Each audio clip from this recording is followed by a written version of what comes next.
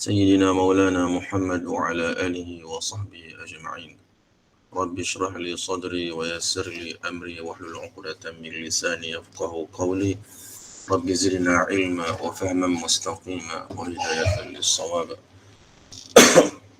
اللهم أكرمنا بنور الفهم وأخرجنا من ظلمات الوهم وافتح لنا أبواب رحمتك وانشر علينا حكمتك يا أرحم الراحمين.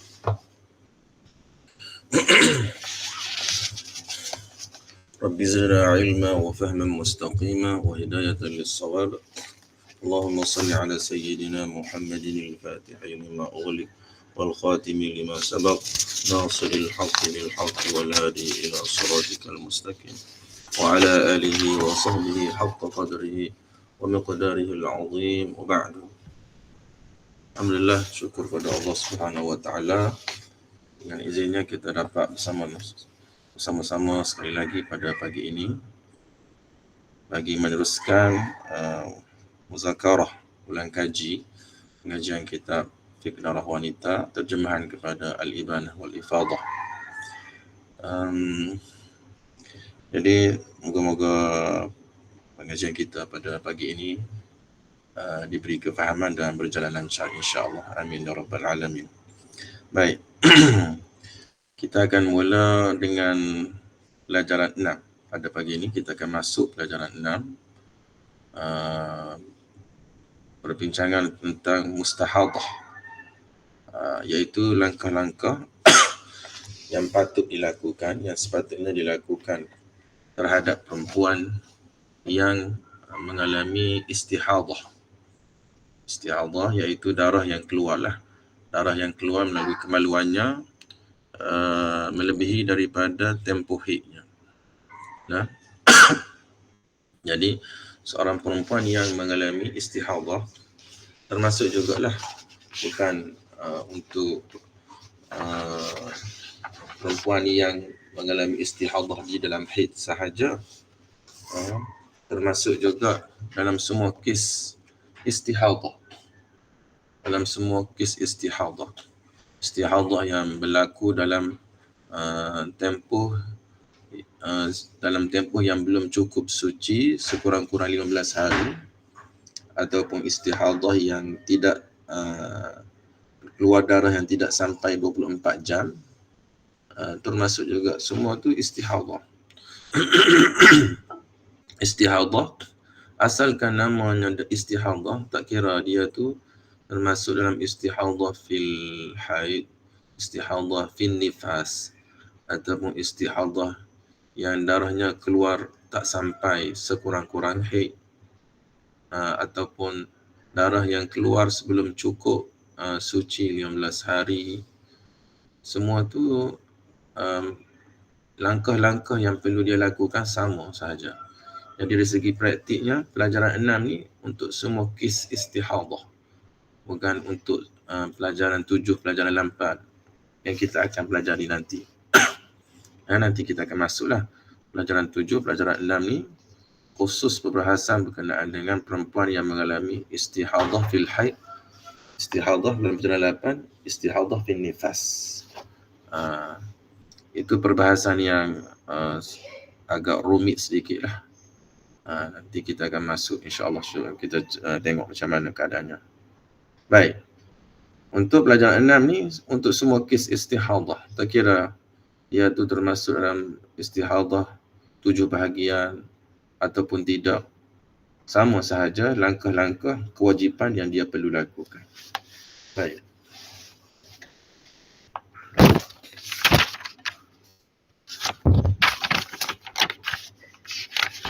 Nanti saya share sekejap. Apa nak share ni?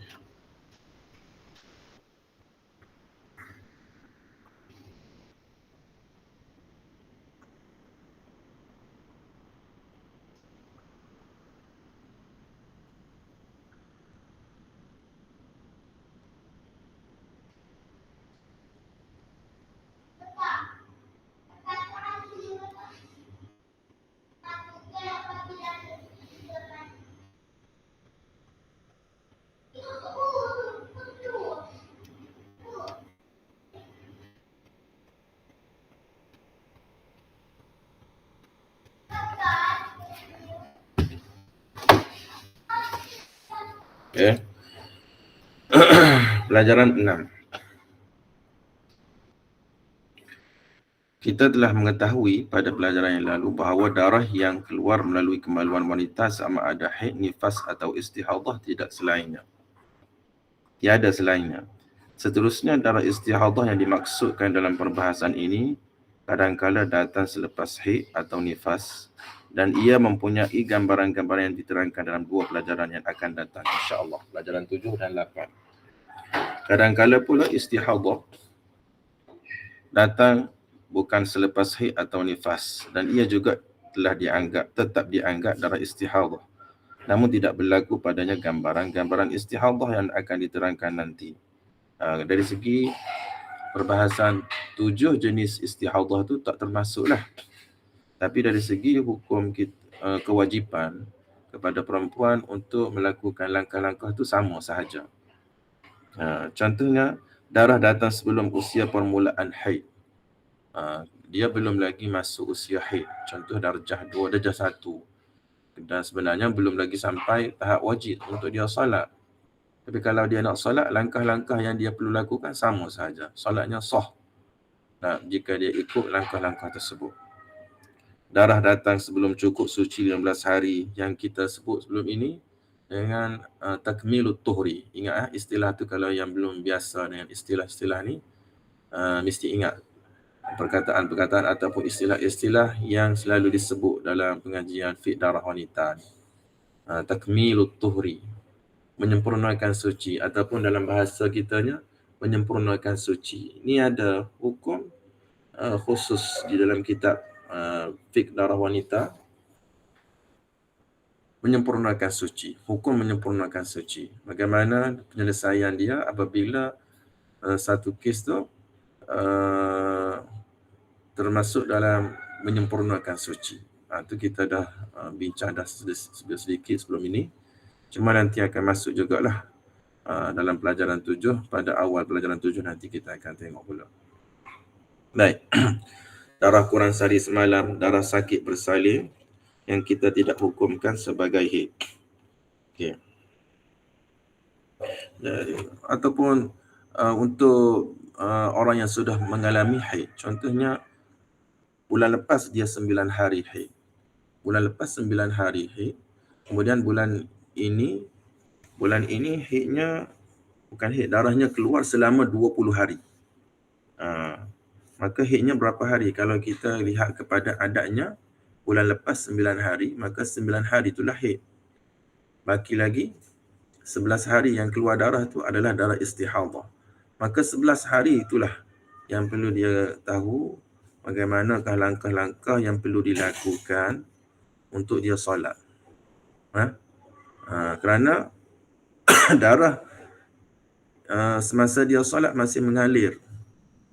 Darah semasa dia nak solat tu masih mengalir dan kewajipan solat tetap berlaku ke atasnya. Dia wajib solat. Kerana apa? Kerana darah tu bukan darah haid, darah istihadah. Jadi dia wajib solat sebanyak ataupun selama 11 hari. Tu kalau contoh, kita ambil contoh perempuan yang sudah mengalami haid dan haidnya, darahnya keluar melebihi daripada 15 hari. Bila lebih 15 hari, macam mana kita nak selesaikan tu? Kita ambil adat contohnya.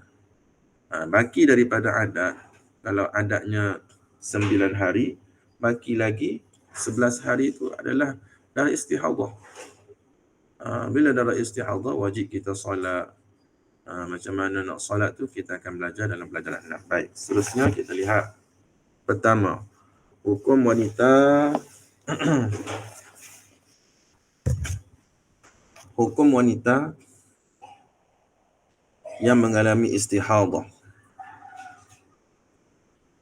Baik, wanita yang mengalami istihadah ni dia dikira sebagai wanita yang suci juga. Cuma dia ni masuk dalam masalah perempuan yang daimul hadas, yang berterusan hadasnya, sama seperti dengan kes air kencing berkeluar berterusan, kentut berkeluar tidak berhenti-henti. Ini dikenali dengan masalah daimul hadas. Daimul hadas. Jadi daimul hadas ni bukan semestinya kemaluan depan sahaja. Kemaluan belakang pun boleh berlaku juga. Kes daimul hadas. Baik, saya tak bacalah yang tu. Kita terus kepada muka surat kedua. Kepada muka surat kedua, pertama tadi, baca juga, tengok dulu. Pertama, ada benda yang dia nak sebut di sini.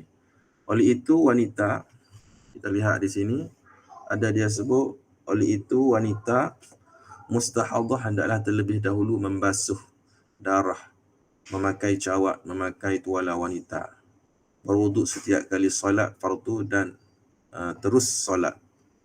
Ini langkah-langkah lah. Nanti dia akan sebut juga tu.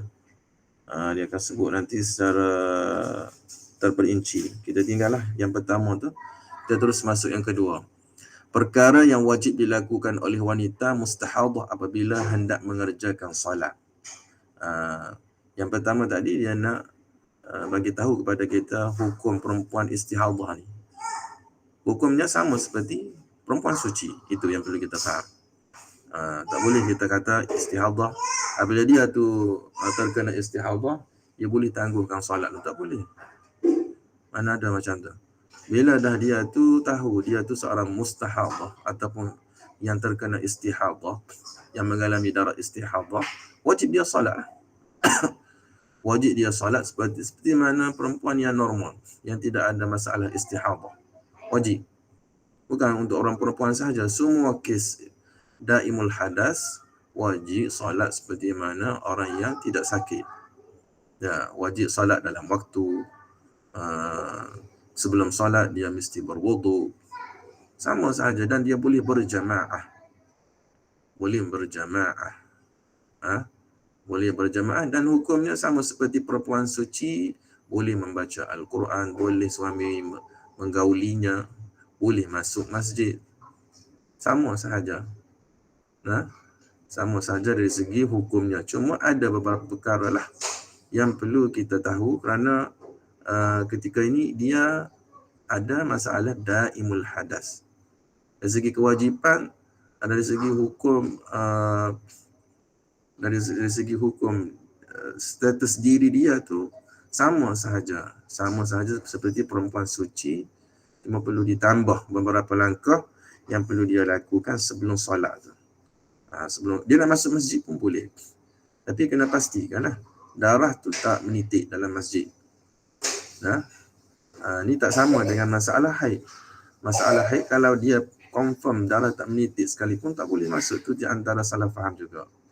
Perempuan menganggap kalau tak menitik dalam masjid, ketika dia masuk masjid dalam keadaan haid, dia menganggap tidak bersalah. Dia menganggap tidak haram. Tidak menitik itu salah.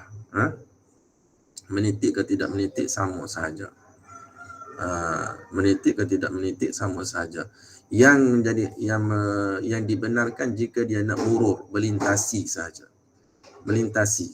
Itu pun dengan syarat jika tidak dikhawatiri menitik.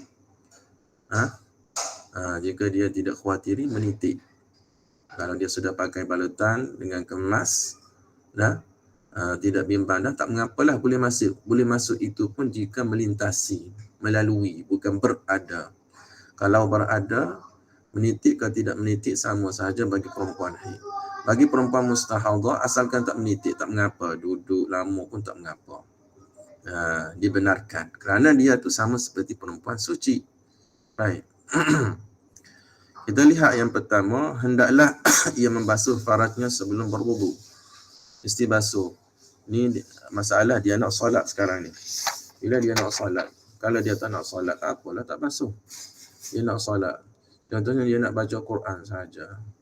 Tak perlu ke tidak dia basuh? Faraj ni tak perlu. Tak perlu. Tak perlu dia basuh. Asalkan dia ada wuduk. Tapi kalau dia nak solat, kena ada wuduk. Sama jugalah dengan orang yang nak baca Quran pun, jika dia nak pegang Quran, kalau nak baca saja tanpa pegang Al-Quran tak mengapa. Seperti orang yang suci lah, Boleh dia nak baca Quran tanpa wuduk, tak ada masalah. Kalau dia berhadas kecil, tak mengapa dia membaca Al-Quran. Asalkan dia tidak pegang. Kalau pegang ni kena ada wuduk lah. Itu kama seperti mana yang kita sudah maklum masalah tersebut. Baik. Masalah sekarang ni dia nak solat. Bila nak solat, mestilah dia kena ada wuduk dahulu. Sebelum nak ambil wuduk tu, dia adakah perlu membasuh faraj dulu?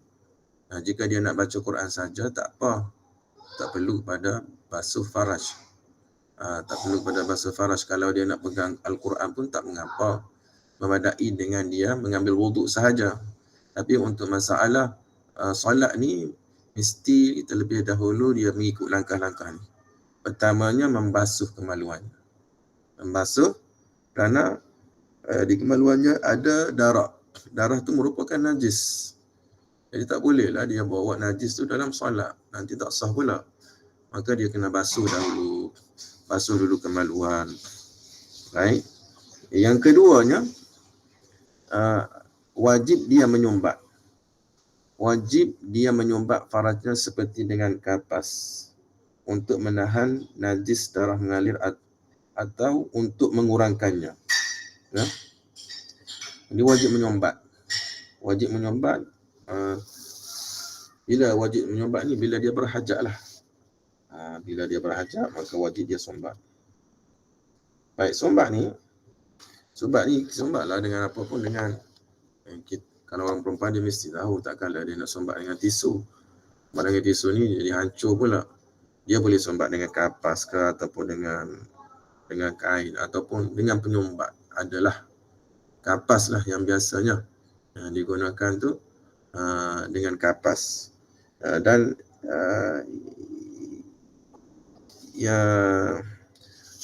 dan satu lagi perlu kita tahu juga, bila dah kita sumbat tu jangan ada yang keluar. Tak boleh ada sebahagian di dalam, sebahagian di luar. Tak boleh. Ni boleh menyebabkan seseorang itu menanggung najis juga. Kalau semua masuk di dalam, baru tak apa. Semua berada di dalam, tak mengapa. Tapi kalau sebahagian di luar, sebahagian di dalam, jadi yang di luar tu bersambung dengan najis di dalam, tak boleh. Tapi kalau najis semua di dalam, tak mengapa. Bagaimana kita lah dalam perut ni, mestilah ada najis. Adakah perlu kita korek? Semua tak ada. Jadi sebab itu, dalam mazhab Syafi'i kita ni, kalau kita sumbat, mesti sumbat sampai ke semuanya di dalam lah.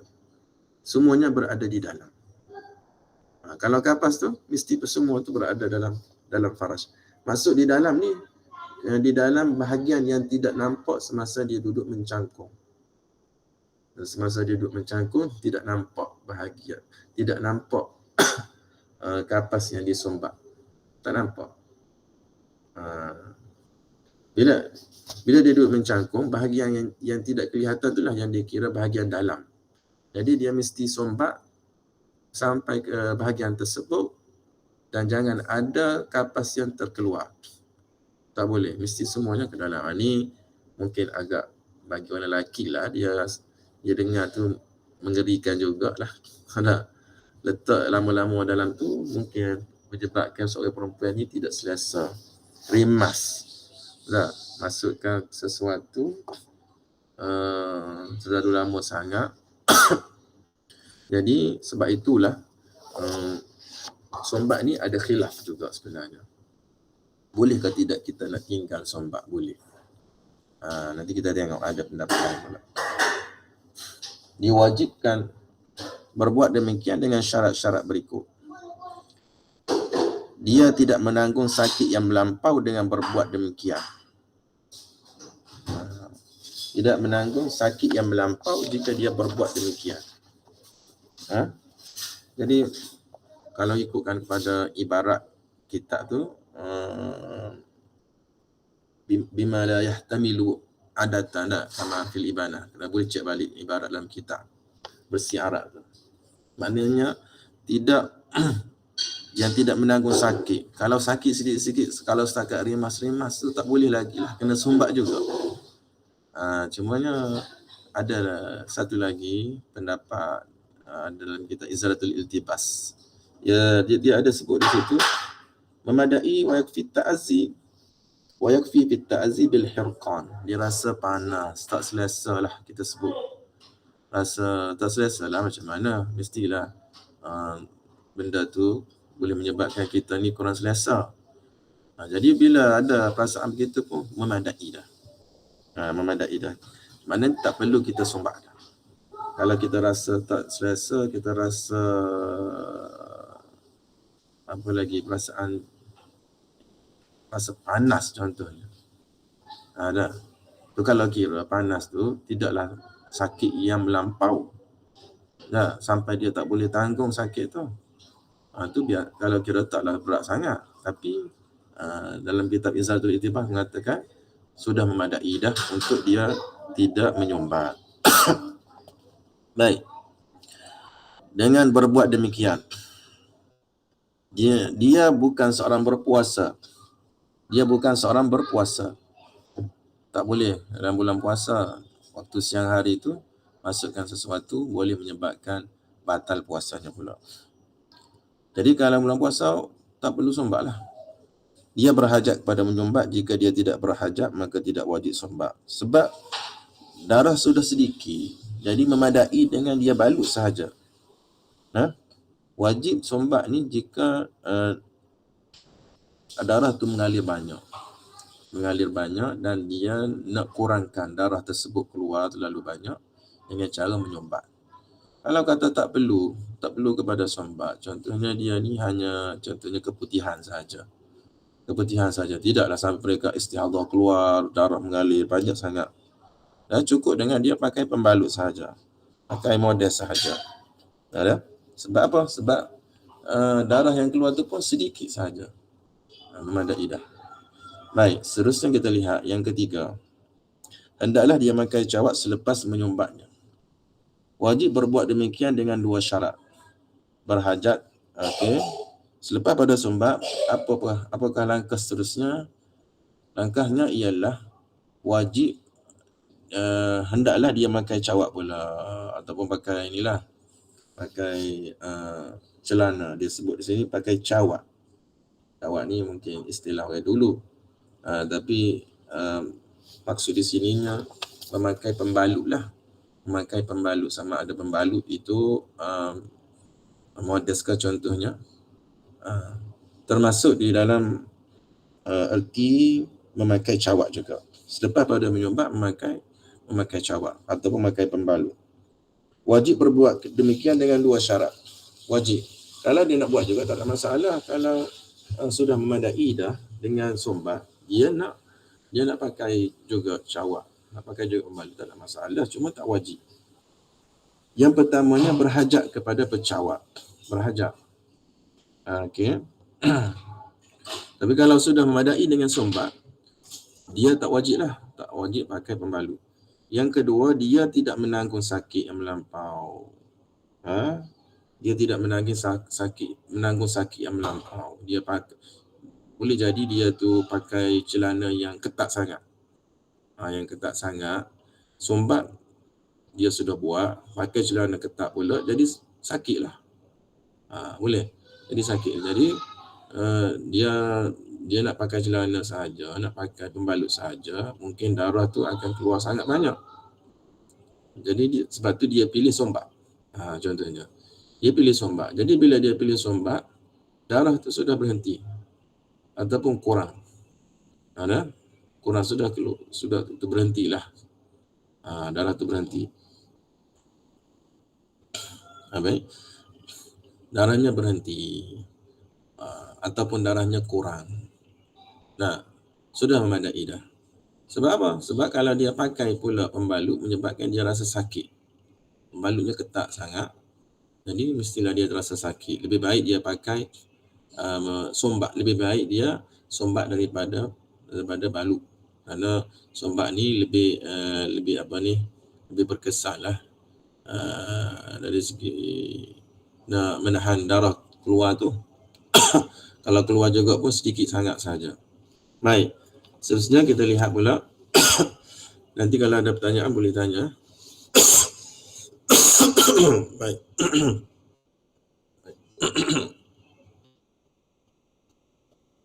Adakah memadai dengan memakai cawat sahaja? Ya, memadai dengan bercawat jika dapat menghalang darah keluar. Jika dapat menghalang darah keluar. Inilah pendapat mu'tamad Imam Ramli. Ya, jadi pendapat ini menyalahi pendapat Syekh Ibn Hajar. Menyalahi pendapat Syekh Ibn Hajar. Kenapa? Kerana Syekh Ibn Hajar ni dia mendahulukan sombak dahulu. Seperti tadi, dia mendahulukan sombak dahulu. Mesti sombak dahulu. Barulah bercawat. Barulah memakai pembalut. Tapi mengikut pendapat Imam Ramli ni tak mengapa. Kalau tak sombak pun tak mengapa kalau dia sudah dapat menahan darah tu keluar ataupun dapat mengurangkan darah tu keluar. Baik. Okey. Hendaklah ia memadai dengan bercawat jika dapat menghalang darah keluar. Inilah pendapat Mu'tamad Ar-Ramli.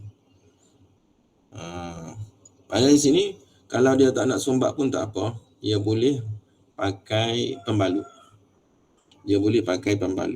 Dan katanya Habib Abdul Rahman, pengarang kepada kitab Al-Ibadah, pendapat Imam Ramli ni pendapat yang jamil. Kalam Imam Ramli kalam jamil. Khususnya untuk para wanita di zaman sekarang lah, kerana dia ada pembalut yang khusus.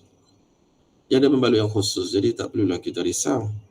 Dia sudah ada pembalut yang khusus, tak sombak pun tak mengapa dah. Cukup dengan pembalut khusus yang sudah ada pada zaman sekarang ini. Saya tak tahulah, mungkin ada pembalut tu 2 dalam 1 sombak, ada 2 dalam 1, mungkin ada 2 dalam 1 sombak serta balut. Tak tahulah, mungkin ada.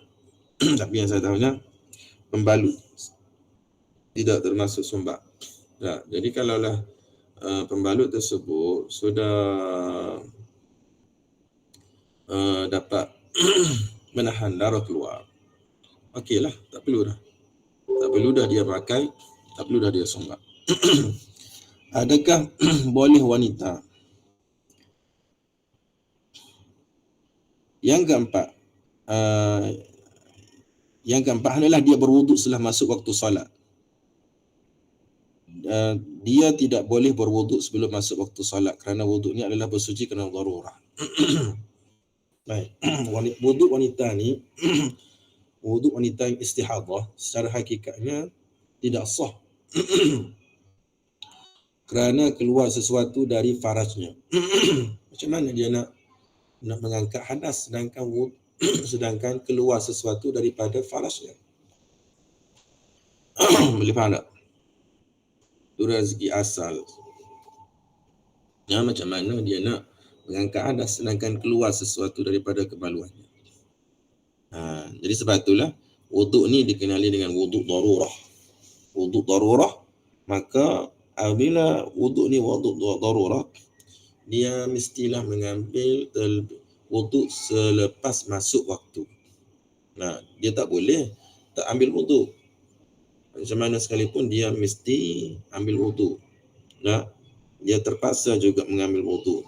Apabila terpaksa, maka dia perlu ihtiyat dalam masalah ni, mestilah masuk waktu dahulu. Kerana kita sekarang ni nak mengurangkan hadas tu keluar. Mengambil wuduk, selesai semua kita buat tu, ambil wuduk dalam waktu, kemudian solat. Tak boleh berlengah-lengah untuk solat tu. Mesti buat berturut-turut semua langkah-langkah tadi. Sombak, pakai pembalut, ambil wuduk, dan terus solat. Kerana kita nak mengurangkan hadas keluar tersebut.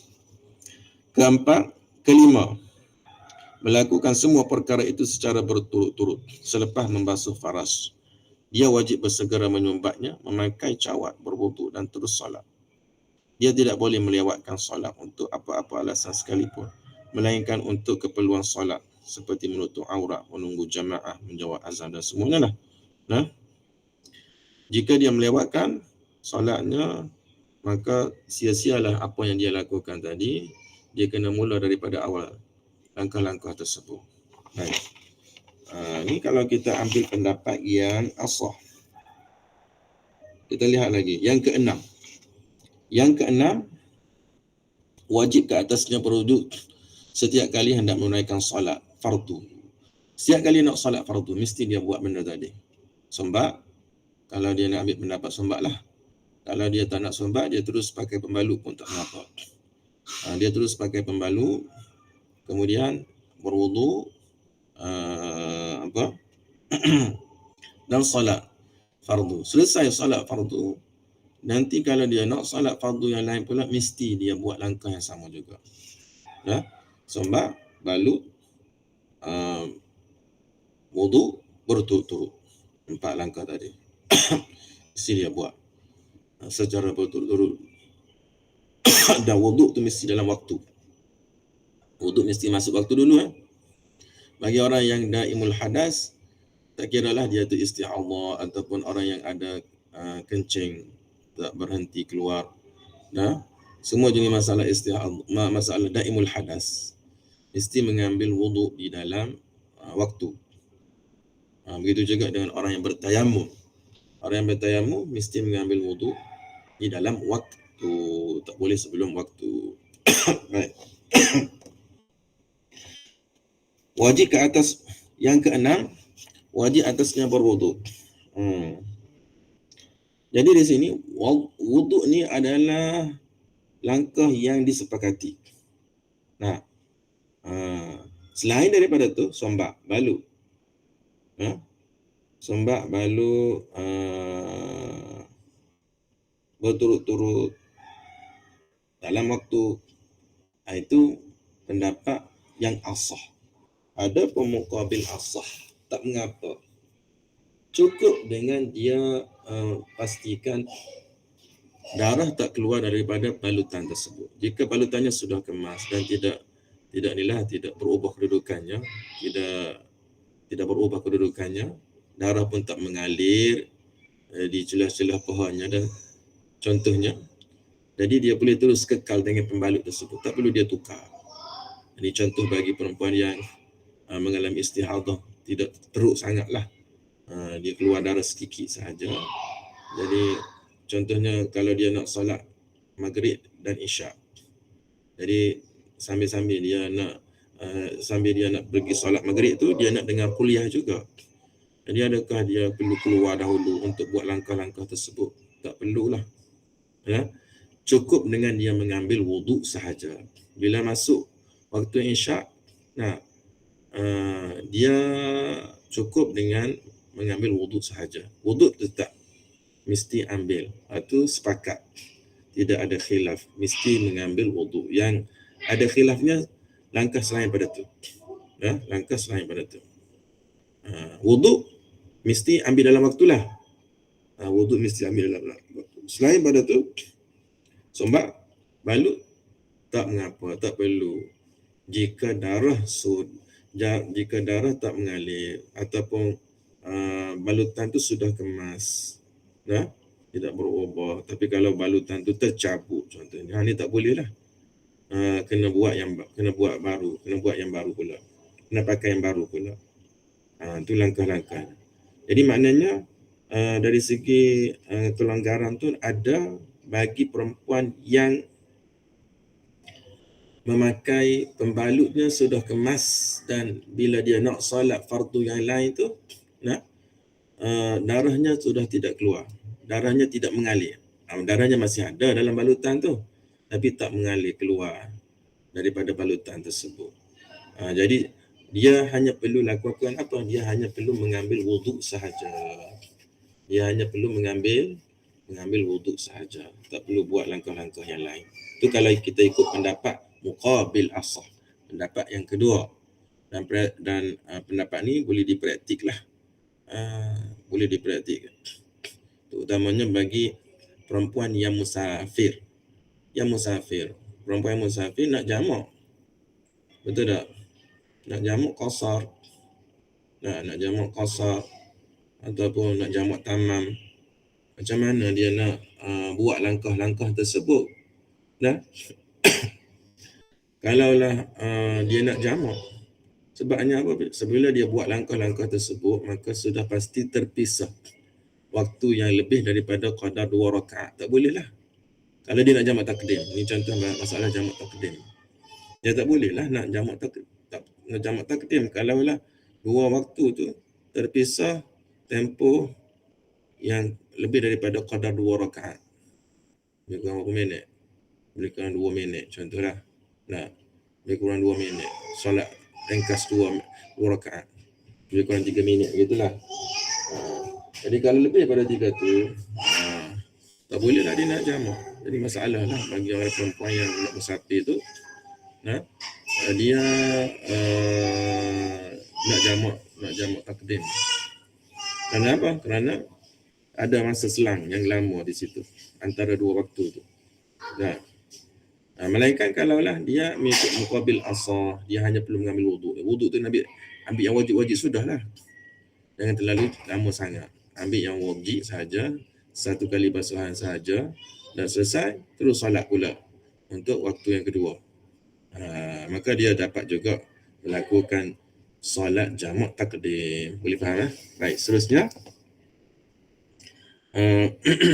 Adakah keenam tadi yang keenam. Adakah boleh wanita mustahadah mengerjakan solat sunat? Boleh.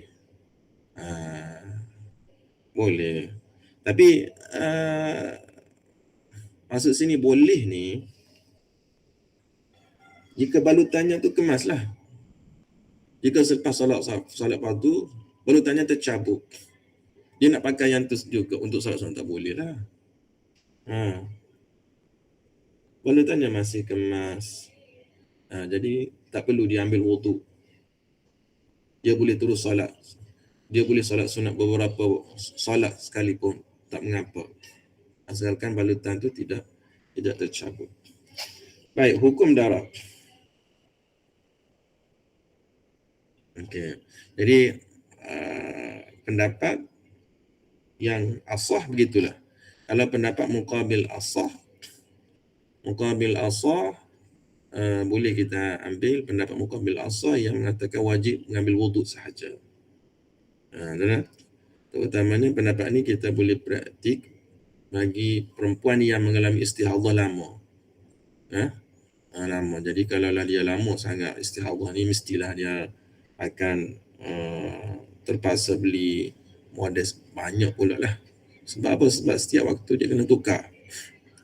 Setiap kali waktu solat dia kena tukar. Jadi untuk mengelakkan daripada mengeluarkan belanja yang besar, cukup dengan dia nilah mengambil wuduk.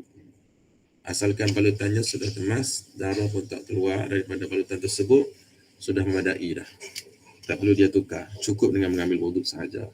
Baik, seterusnya hukum darah keluar selepas memakai cawat. Tidak mengapa, ni tak ada masalah lah. Pada memakai cawat, keluar juga.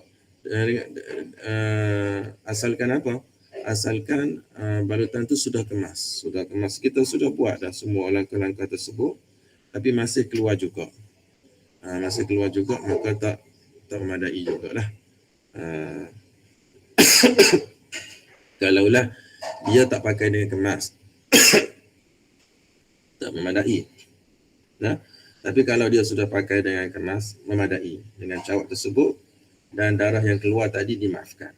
Tidak mengapa keluar darah selepas bercawat, melainkan jika ia keluar disebabkan kecuaian dalam pemakaian cawat. Okay. Adakah darah istihadah? Masuk kecuaian tu maksudnya dia tak pakai kemas lah, dia tak pakai dengan betul. Dia tak ambil saiz yang betul, menyebabkan apa? Balutan tu tak kemas. Jadi itu merupakan bentuk kecuaian. Jadi jika keluar juga darah tu, tak boleh lah. Tak boleh, dia kena tukar balik balutan tu yang betul, ikut saiznya. Kalau keluar balik juga selepas tu, dimaafkan. Barulah dimaafkan. Adakah darah istihadah najis? Dimaafkan. Ya. Menurut pendapat Syekh Ibn Hajar Al-Makki, darah istihadah dimaafkan sama ada banyak atau sedikit. Dimaafkan. Ini ada khilaf. Boleh. Manakala menurut pendapat Syekh Ramli, tapi kalau dia pakai muaddas tak betul juga, tak dimaafkan sedikit pun. Manakala menurut pendapat Syekh Ramli Al-Misri dimaafkan darah sedikit sahaja. Boleh ya? Kalau dia tak pakai muaddas dengan betul, tak pakai muaddas yang kemas lah. Nah, tak dimaafkan walaupun sedikit. Menurut Ibn Hajar, pendapat Ibn Hajar sekalipun. Tapi kalau dia sudah pakai dengan betul, keluar banyak pun tak mengapa menurut pendapat Syekh Ibn Hajar. Baik, hukum darah istihadah berhenti. Ni saya baca laju-laju sikit lah sebab kita ulang kaji. Kalau yang nak tanya tu bolehlah. Adakah hukum darah istihadah berhenti apabila wanita yang mengalami istihadah mengalami wudu, mengambil wudu, kemudian darahnya berhenti? Baik, ini masalah yang agak dakik sikit lah, yang agak detail sedikit dalam kitab Ibanah ni. Masalah ni apa? Dia ada darah yang berterusan, mustamir. Kalau dia tu ada darah yang berterusan, bila berhenti, maka dia sudah dikira sembuh. Sembuh, maknanya apa sembuh ni? Sembuh, dia sudah tidak dikira daimul hadas. Tapi mungkin lagi dia tu mengalami istihadah selepas pada itu. Dia masih lagi dikira mengalami istihadah jika darah kembali balik. Kalau berhenti itu cukup untuk dia menyelesaikan wuduk ataupun menyelesaikan wuduk dan solat sampai selesai, maka dia tidak dikira sebagai orang yang ada penyakit daimul hadas. Dia dikira sembuh. Dari segi istihadah pula mungkin akan terjadi kepada perempuan ni. Mungkin selepas pada sejam, 2 jam keluar balik. Bila keluar balik, maka masalah istihadah tu bersusah lagi. Maknanya kalaulah dia ni kategori mu'tadah ghairu mumayyizah, dia kena cukupkan lagi lah tempoh suci. Tempoh suci tu. Tempoh suci. Kalau kata haidnya 9 hari, istihadahnya 11 hari. Dalam tempoh 11 hari itu mungkin ada tempoh berhenti sejam 2 jam. Jadi semasa tempoh berhenti sejam 2 jam itu adalah tempoh yang dia wajib solat dalam waktu tersebut. Wajib. Kalau dia sudah tahulah, dia sudah ada adat berhenti pada waktu tertentu. Contoh berhenti pada pukul 3 petang. Dia akan berhenti darah keluar tu. Maka dia tak boleh solat sebelum masuk pukul 3. Dia tak boleh solat awal waktu lah. Dia kena solat, wajib dia solat pada pukul 3 tu. Kerana apa? Kerana dia menjadi orang yang sembuh pada pukul 3. Dia tak boleh solat awal waktu. Nanti masa asar dia keluar balik darah. Bila keluar balik darah, maka dia ni masih lagi dalam kategori mustahadah lah. Dalam kategori mustahadah yang perlu dicukupkan suci. Maknanya kena ikut adat sucinya lah. Kena ikut adat sucinya kerana dia tu mu'tadah ghairu mumayyizah. Nanti kita akan bincang dalam pelajaran 7 nanti. Baik. Kita baca dulu.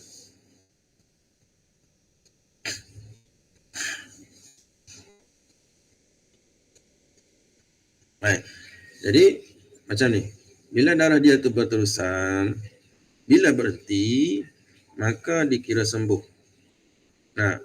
Sembuh ni kita akan menganggap dia sembuh jika berhenti tu cukup tempoh untuk dia solat dan berwuduk. Kalau berhenti cukup untuk berwuduk dan solat, maka dia ni dikira sembuh. Baik. Kita baca dulu. Apabila wanita yang mengalami istihadah mengambil wuduk, kemudian darahnya berhenti selepas selesai berwuduk, atau ketika berwuduk, atau ketika solat. Jadi berhenti itu bila? Berhenti ketika mengambil wuduk. Berhenti selepas mengambil wuduk. Berhenti berhenti dalam solat. Macam mana dia nak tahu tu? Ni dari segi praktiknya, orang perempuan yang keluar darah mengalir banyak. Jadi dia boleh tahulah. Dia boleh tahu, boleh rasa bila tak mengalir tu dia boleh rasa darah berhenti. Begitulah kalau kita nak bayangkan masalah darah berhenti dalam solat. Sebab dia nak cek macam mana dalam solat. Melainkan dengan dia tahu sahaja. Dia tahu dengan rasa tu. Bila dah berhenti mengalir, dia rasa darah tu sudah berhenti dah. Begitu. Baik. Atau ketika berwuduk atau ketika solat. Maka jika tempoh darah berhenti itu cukup untuk dia berwuduk dan solat, maka wajib mengulangi wuduk dan solatnya. Kalaulah berhenti itu cukup untuk dia berwuduk dan solat, maka wajib mengulangi. Cukup dia berhenti. Berhenti itu cukup. Dia sudah ambil wuduk. Masa dia ambil wuduk tu darah ada lagi. Bila selesai wuduk darah berhenti. Berhenti lama. Jadi bila darah lama tu, contohnya 10 minit tak keluar lagi, maka wajib dia mengambil wuduk semula. Begitu juga lah dalam solat. Cuma dalam solat ni dari segi praktiknya susah sikit lah. Dari segi praktiknya. Sebab apa? Kalau istihadah tu sekadar kita kata keputihan lah. Darah tak keluar banyak sangat. Jadi dia tak rasa. Dia tak rasa darah tu berhenti, mereka kena cek. Jadi dari segi praktiknya tak berlaku lah. Dari segi praktiknya tak berlaku berhenti dalam solat tu. Melainkan jika darahnya keluar berterusan mengalir kuat, bila berhenti dia akan terasa lah. Begitu. Tapi yang waliknya, yang normalnya bila dia istihadah, contohnya darah tak keluar banyak sangat, ya cukup dengan sumbat. Ataupun pakai balutan. Bila solat, dia tak tahu dah berhenti ke tak berhenti. Sebab tak rasa apa-apa dah. Darah pun keluar sedikit sahaja. Sedikit ke banyak, dia tetap juga dia kira orang yang ada masalah daimul hadas. Kaedah langkah-langkah tu sama sahaja. Cuma masalah berhenti tak berhenti ni yang susah sikit. Sukar sedikit untuk kita nak pastikan. Melainkan dengan cek. Kalau yang perlahan keluar tu, dia nak tahu berhenti dengan cek lah. Sebab dia tak rasa lah berhenti ke tidak tu. Dia boleh tahu dengan cek sahaja. Baik. Jadi yang kedua macam mana pula? Jika tempoh darahnya berhenti tidak cukup masa untuk menyelesaikan wuduk dan solat, maka dia tidak wajib melakukan sesuatu pun. Tak mengapalah. Selepas pada mengambil wuduk, contohnya dia berhenti sekejap sahaja. Tak perlu dia ambil wuduk. Dia boleh terus solat dengan wuduk yang dia ambil sebelum tu lagi. Tak mengapa. Sebab apa? Sebab berhentinya sekejap sangat sahaja. Baik. Jadi muka surat ni,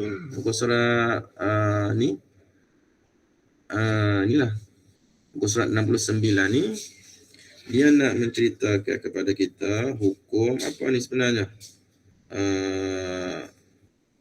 Apakah berhenti itu membatalkan taharah sebelumnya ataupun tidak. Begitu. Jadi kena faham isu yang dibincang pada muka surat 69. Dia nak terangkan kepada kita adakah berhenti itu membatalkan wuduk sebelumnya ataupun tidak. Ketika dia mengambil wuduk ataupun selepas mengambil wuduk, dia terasa berhenti. Adakah berhenti itu boleh membatalkan wuduk sebelumnya ataupun tidak? Jadi kena lihatlah tempoh berhenti itu lama mana. Kalaulah tempoh berhenti itu lama, lebih cukup qadar bersuci dan berwuduk dan solat, maka wuduknya batal. Kalau tak cukup, tak batal lagi. Itu sahaja yang kita perlu faham. Baik, masuk muka surat 70. Muka surat 70. Adakah dia dibolehkan? Baik, ini masalah yang perempuan yang mempunyai adat berhenti, adat putus-putus. Adakah dia dibolehkan solat selepas darahnya berhenti jika pada kebiasaannya darah akan kembali selepas berhenti? Dia boleh mengerjakan solat jika dia mempunyai kebiasaan darah kembali semula setelah tempoh berhenti yang singkat. Baik, kalau dia tu mempunyai adat berhentinya sekejap sahaja, tak mengapalah dia nak terus solat juga pun. Dia tahu akan berhenti, tapi berhenti sekejap. Berhenti sekejap-sekejap. Berhenti pun sekejap sahaja.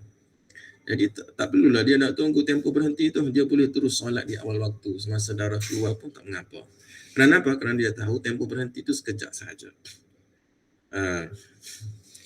Setelah tempoh berhenti yang singkat atau diberitahu oleh seorang yang boleh dipercayai dan pakar bahawa dia akan mengalami begitu. Ataupun dia belum mempunyai adat. Dia belum mempunyai adat berhenti sekejap.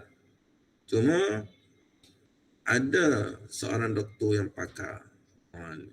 Doktor ni pakar sehingga dia boleh ceritakan kepada perempuan masalah orang lain. Bukan masalah diri dia. Dia boleh tahu keadaan darah dalam tubuh wanita tu sehingga dia boleh cerita darah ni akan berhenti sekejap ke lama. Jadi kalau dia sampai peringkat pakar sangatlah ni. Bila dari pengesahan tu datang daripada pakar, maka kita boleh ambil pengesahan tersebut sebagai pedoman kita. Kita boleh solat juga dalam keadaan darah keluar kerana pakar telah beritahu kepada kita berhentinya sekejap saja. Sebelum ni dia tak ada adat berhenti. Tak ada adat berhenti. Jadi tak semestinya kita lihat kepada adat. Tak semestinya dia ni ada adat sahajalah. Boleh juga merujuk kepada pakar. Namun begitu, jika darahnya tidak kembali semula dalam masa terdekat, tapi kalau kata pakar tu bagi tahu tak sama seperti realiti, kena kembali kepada asal jugalah. Pakar kata berhenti seminit sahaja, tapi realitinya berhenti sampai 2 jam. Tak boleh lah. Bila dah cukup masa berhenti tu, sekurang-kurang untuk bersuci dan solat, maka dia kena ambil wuduk yang baru. Boleh kembali kepada muka surat 69 tadi. Macam mana? Kalau berhenti sekejap, tak perlu ambil wuduk. Kalau berhenti lama, perlu ambil wuduk juga. Walaupun pakar sudah bagi tahu dah. Tak boleh terima pakar juga. Okey, boleh faham? Yang ketiga, jika dia mempunyai kebiasaan darah kembali semula dalam tempoh yang cukup untuk berwuduk dan solat setelah berhenti, atau seorang pakar tidak memberitahunya bahawa darahnya akan kembali semula dalam masa terdekat, maka dia tidak boleh mengerjakan solat dengan wuduk tersebut. Jika dia tidak mempunyai kebiasaan darah kembali semula dalam tempoh yang cukup untuk berwuduk dan solat setelah berhenti, jika dia tidak mempunyai kebiasaan darah kembali semula dalam tempoh yang cukup untuk berwuduk dan solat setelah berhenti, atau seorang yang pakar tidak memberitahunya bahawa darahnya akan kembali. Baik. Jika dia tidak mempunyai adat, jika dia tidak mempunyai adat ataupun tidak ada pakar yang bagi tahu, dia tak boleh nak solat selalu. Dia tak boleh nak solat. Maka dia tidak boleh mengerjakan solat dengan wuduk tersebut. Tak boleh. Kerana apa?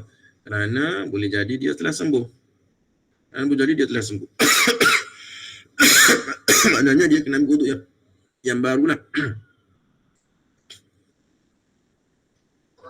Tapi kalau tak sempat nak ambil wuduk, darah pun datang balik, maka nyatalah dia tak perlu mengambil wuduk sebenarnya.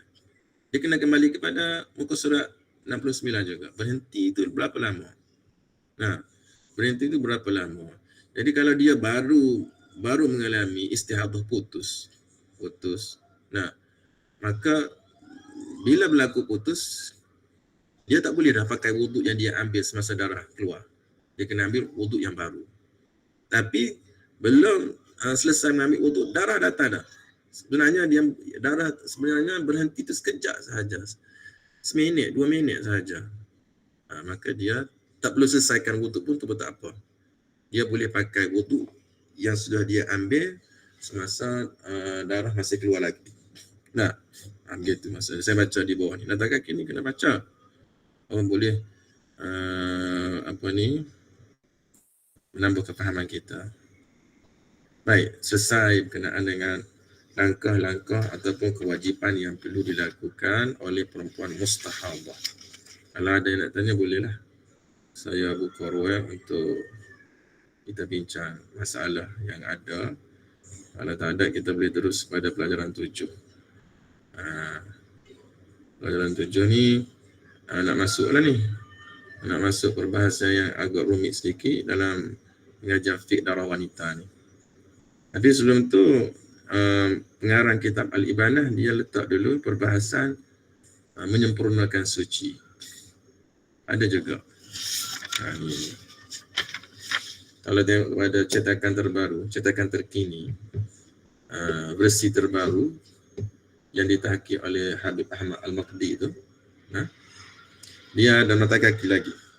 Mata kaki huraian tambahan kenaan dengan menyempurnakan suci. Kalau kita Ibanah versi lama yang tidak ada tahqiq itu tak ada. Alhamdulillah terjemahan terbaru saya ni sudah masuk ke, saya rujuk kepada kitab Ibanah versi terkini. Jadi mata kaki itu pun ada terjemahan huraian berkenaan dengan menyempurnakan suci. Boleh tengok. Okey. Kita masuk sikit.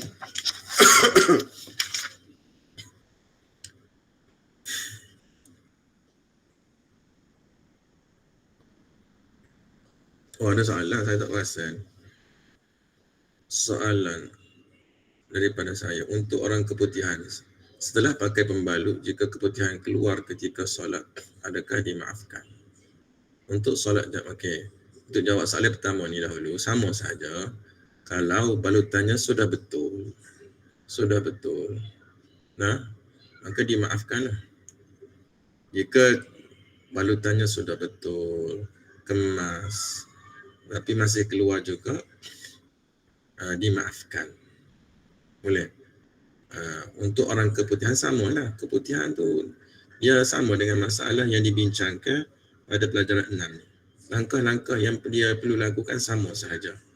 Dia perlu solat, dia perlu sombak, perlu balut, perlu mengambil wuduk dalam waktu dan mesti buat secara berturut-turut, sama sahaja langkah-langkah tersebut. Baik, kalau dah dia buat semua perkara tersebut, ataupun kita ambil pendapat mengatakan pakai pembalut sahaja, sudah memadai dah, dan dia pakai pun dengan betul, sudah kemas. Jika keluar juga keputihan itu dimaafkan, tak mengapa. Untuk solat jamak qasar, perlukah orang keputihan istihadah berwuduk semula setelah selesai solat pertama? Ya. Ini tadi saya jawab dah rasanya. Ke soalan ni sebelum saya bagi tahu soalan tadi. Untuk sama saja masalah keputihan. Dia perlu mengambil wuduk. Selesai daripada solat yang pertama. Perlu mengambil wuduk. Kalau kita mengambil pendapat muqabil asah, cukup dengan mengambil wuduk sahaja. Sama juga. Sama sahaja. Yang pentingnya kita kena pastikan tempoh tu jangan terlalu lama sangatlah. Ini masalah jamak takdim. Kalau nak mudah jamak takhir sajalah. Jamak takhir selesai masalah.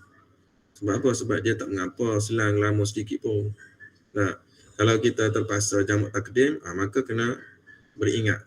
Bila nak solat yang kedua tu, jangan terpisah melebihi daripada qada solat 2 rakaat yang ringkas. Lebih kurang 2-3 minit gitulah. Lebih pada tu tak bolehlah nak jamak. Tak sah dah jamak takdim. Melainkan ada. Melainkan kalau kita ikut pendapat Imam Ustukhri. Imam Ustukhri ni ulama daripada mazhab Syafi'i juga. Tapi ini bukan pendapat yang kuat, pendapat yang lemah. Pendapat yang lemah dalam mazhab Syafi'i yang disebut oleh Imam Ustukhri, jamak takdim tak mengapa dipisahkan dengan tempoh yang lama. Tidak disyaratkan jamak takdim tu mesti melakukan 2 solat tu secara mualat, secara berturut-turut. Tidak disyaratkan. Kalau pendapat Mustakhri lah, boleh juga kita ambil pendapat tu. Kalau terpaksa juga ambil pendapat kalau terpaksa juga jamak takdim, dan kita tak boleh nak elak waktu berhenti antara 2 solat tu, sehingga kita berhenti lama sangat, boleh kita ambil pendapat Imam Ustukhri. Tapi kena pandai guna lah. Jangan terlalu bermudah-mudah sangat dengan pendapat lemah ni. Assalamualaikum, saya nak tanya tentang keharusan solat jamaah pada wanita mustahadah. Sama ada boleh, sama sahaja. Sebab ditakuti darah keluar waktu tempoh menunggu jamaah. Ya sama sahaja dengan perempuan suci. Kalau dia sudah pakai balutan, dia pakai modas dengan betul, kemas. Jika keluar juga tu tak ada masalah lah.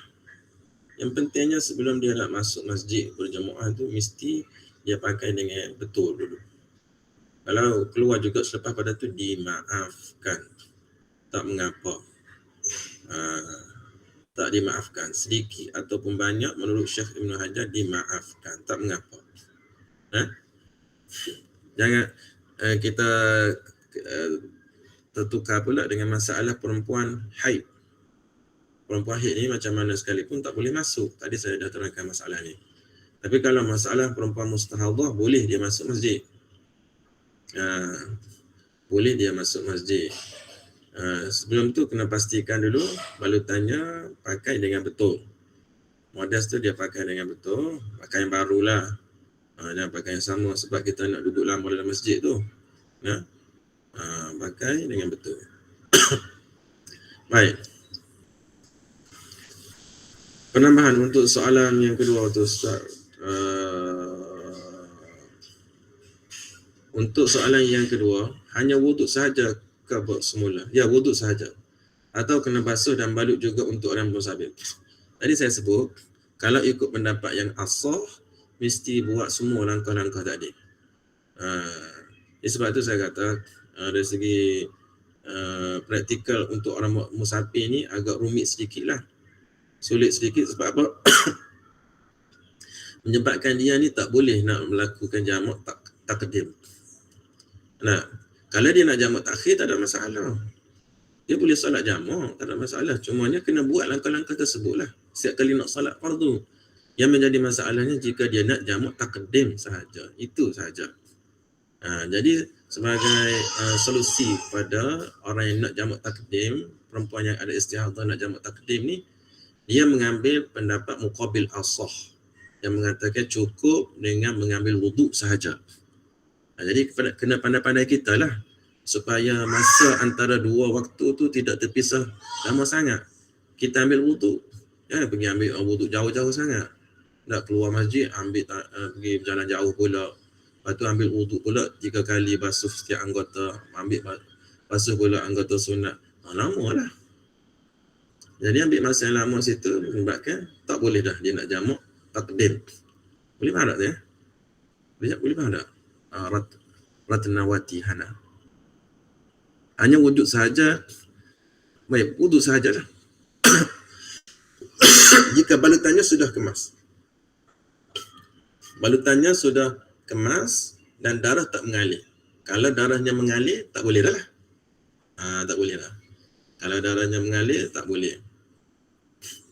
Dia kena jamak takhir lah. Tak ada jalan penyelesaian dah.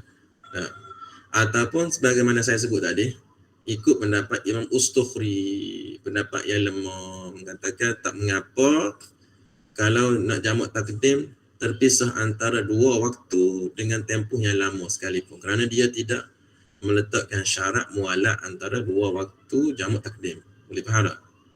Banyak dah tu. Maknanya kita ada banyak penyelesaian lah, tak perlu bimbang masalah ni bagi orang nak musafir ni. Mungkin ada yang nak jamak takdim kerana dia ikut kepada ketua rombongan. Ketua rombongan tu kita kata nanti kita kena berhenti masjid sekian-sekian untuk solat jamak takdim. Jadi kita ni susah jugalah kalau dah semua rombongan itu setuju begitu. Kita ikut juga. Bila kita ikut juga, jangan kita buat tak tahu masalah ni. Bila dah kita mengalami istihadah, kena tahu. Kalau dia nak ikut muqabil asah pun boleh.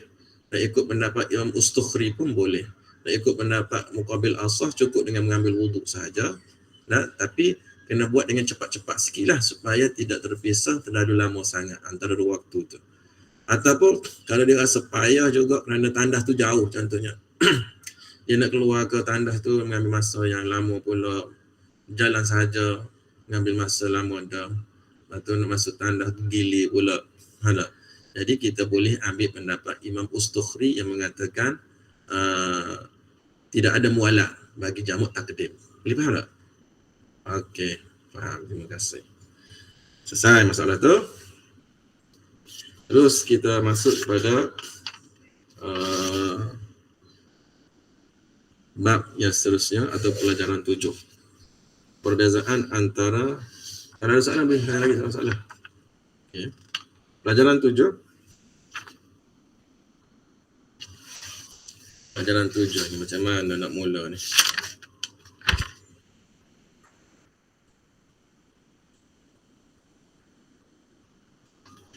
Pelajaran 7. Apabila kita masuk pelajaran 7 ni, kita sedang membahas perempuan yang mengalami istihadah selepas daripada haid. Selepas daripada haid. Maknanya dia tu ada haid dan ada istihadah. Kita nak tentukan berapa hari haid, berapa hari istihadah tu nanti masuk dalam perbincangan dia. Boleh ya? Dalam pelajaran 7 ni maknanya dia ada haid, ada istihadah. Bukan istihadah sahaja. Dia ada haid, ada istihadah.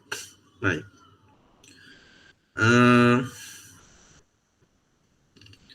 Apabila darah yang keluar dari seorang wanita itu melepasi tempoh sebanyak-banyak haid iaitu 15 hari, maka pada ketika ini dia dinamakan wanita mustahadah yang telah bercampur haidnya dengan istihadah. Sama ada dia tu mubtada'ah ataupun mu'tadah. Kedua-duanya ini pula terbagi kepada mumayyizah dan non-mumayyizah. Atau mungkin seorang mutahayyir. Mutahayyir nanti kita akan belajar bab dia. Dari segi penyelesaian tu mudah, tapi praktikal tu susahlah. Ni memang satu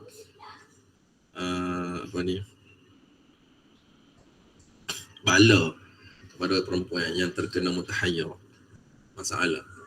Dia wajib melakukan solat, wajib melakukan ibadat-ibadat yang diwajibkan, tapi dalam masa yang sama dia dilarang. Untuk apa? Untuk bersama suaminya, untuk masuk masjid, untuk membaca Al-Quran selain daripada solat. Jadi masalah tu. Mutahayyir sebab dinamakan mutahayyir. Dia nak jadi imam pun tak boleh.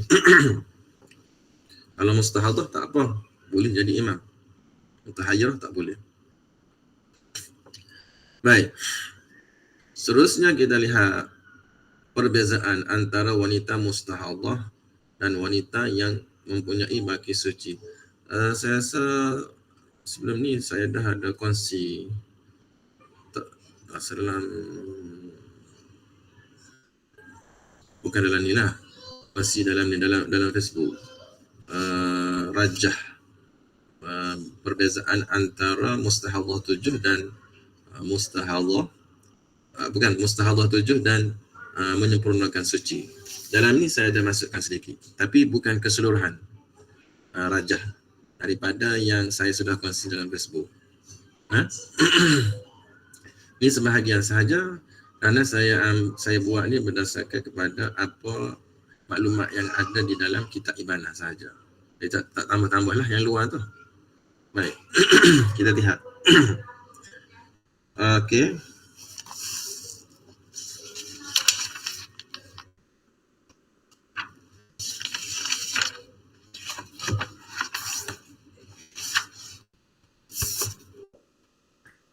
Jika seorang wanita, satu masalah penting. Jika seorang wanita melihat darah keluar, kita terus kepada masalah lah, tak payah baca. Kita akan lihat di sini untuk menentukan perempuan ni menyempurnakan suci ataupun tidak, kita lihat pada hari ke-15. Lihat pada hari ke-15. Okey. Lihat pada hari ke-15. Hari ke-15 tu ada darah atau tidak. Hari ke-15 kalau ada darah dan bersambung dengan hari ke-16. Bersambung dengan hari ke-16, maka dia tu dikatakan sebagai mustahadhah, 7 bahagian. Maknanya dia tu kena selesaikan mengikut pembahagian 7 istihad, pembahagian 7 tu. Kena tengok dalam tu lah. Nah, kalau macam mana kita nak tahu dia ni perlu selesaikan istihadah 7 bahagian ni? Kita lihat pada hari ke-15 dan hari ke-16 bersambung ke tidak darah keluar tu. Kalau bersambung, maka dia ni seorang perempuan yang perlu diselesaikan mengikut salah satu daripada 7 jenis mustahadah nanti yang kita akan belajar. Itu jadi kunci dia ni di situ untuk kita faham masalah tu pada hari ke-15 dan ke-16 bersambung ke tidak. Tu kalau kita faham dalam kitab Ibanah lah. Kalau mengikut Kiai Hashim tu dia faham, dia bagi tahu macam ni. Darah yang kedua tu keluar sebelum 15 ataupun selepas 15. Sama juga. Benda yang sama juga tu. Boleh juga kita ambil faham gitu. Darah yang dan sebenarnya kefahaman Kiai Hashim tu lebih sempurna. Lebih tepat lagi. Darah keluar sebelum 15 ataupun selepas 15. Kalau sebelum 15, maka dia tu dianggap mengalami mustahadah 7. Sebelum ni kita dah sebut. Contoh 7 berhenti. 7 3 berhenti. Kemudian keluar balik 7. Baik. Kita ambil contoh ni lah. Ini ada darah. Ada darah. Berhenti. Ada darah. Maka masalah ini kita lihat untuk nak selesaikan dia ni mustahadah 7 ataupun menyempurnakan suci, darah tu keluar, darah yang kedua ni kita panggil. Darah yang pertama. Darah yang kedua ni keluar sebelum 15 ataupun selepas 15. Darah yang kedua ni keluar sebelum 15. Macam mana boleh kata sebelum 15? Sebelum 15 tu. Kerana 7 campur 3, 10 hari. Selepas pada 10 hari, hari ke-11 sudah datang balik darah. Maknanya darah tu keluar sebelum 15. Hari ke-11 sudah datang balik, maknanya dia keluar sebelum 15. Boleh faham? Jadi bila keluar sebelum 15, dia tu dikira mustahadah 7. Tapi kalau kita kata 7.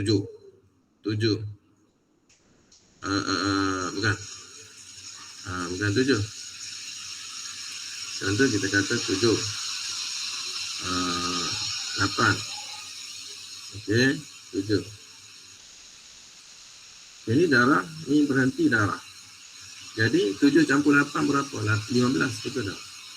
7 ni, darah yang kedua ni dia keluar selepas 15.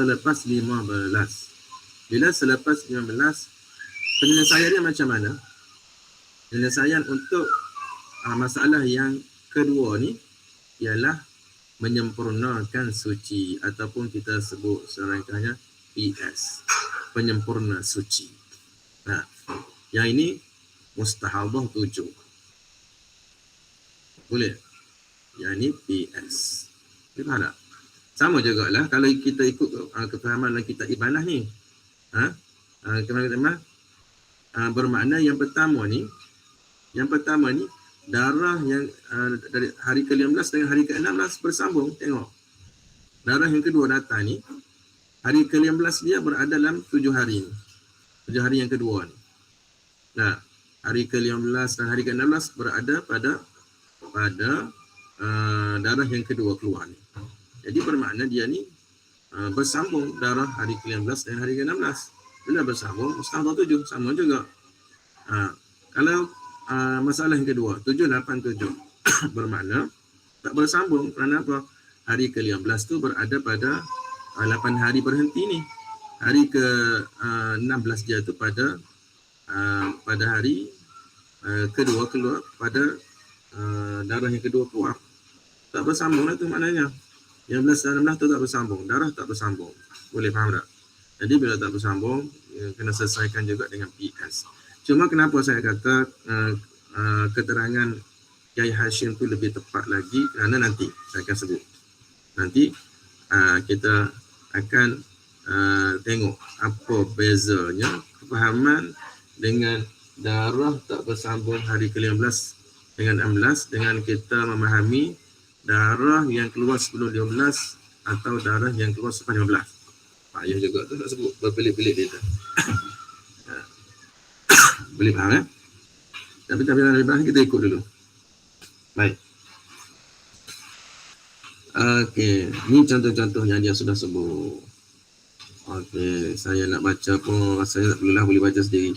Kita terus kepada rajah. Rajah perbezaan.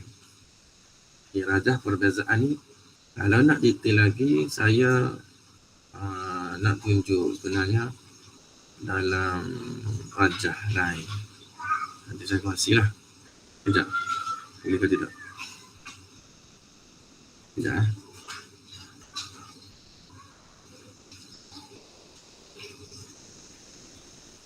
Sekejap.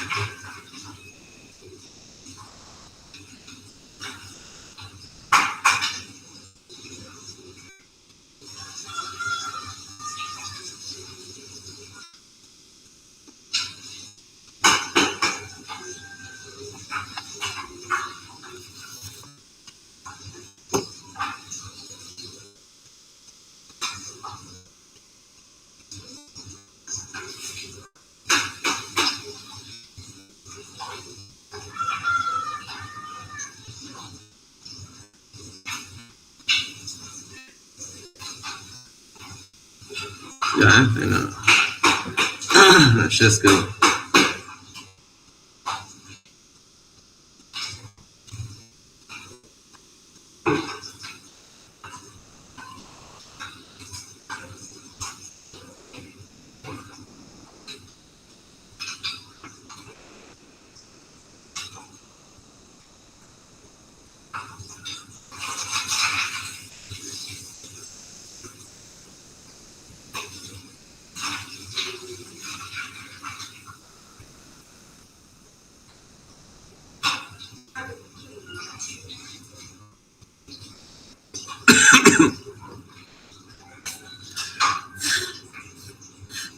Okay.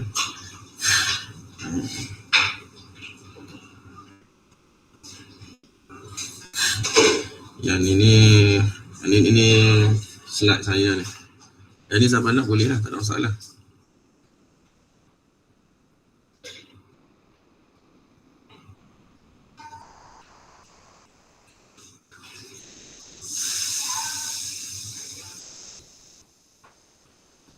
Okey ni. Boleh nampak Okey.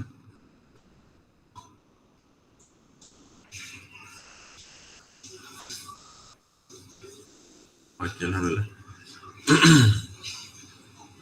Okey.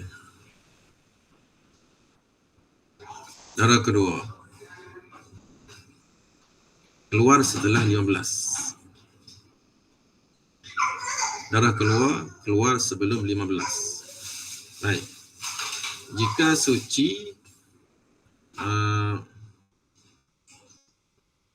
suci tak sampai 15 hari. Suci tak sampai 15 hari. Tak cukup lagi 15 hari, tiba-tiba darah keluar balik.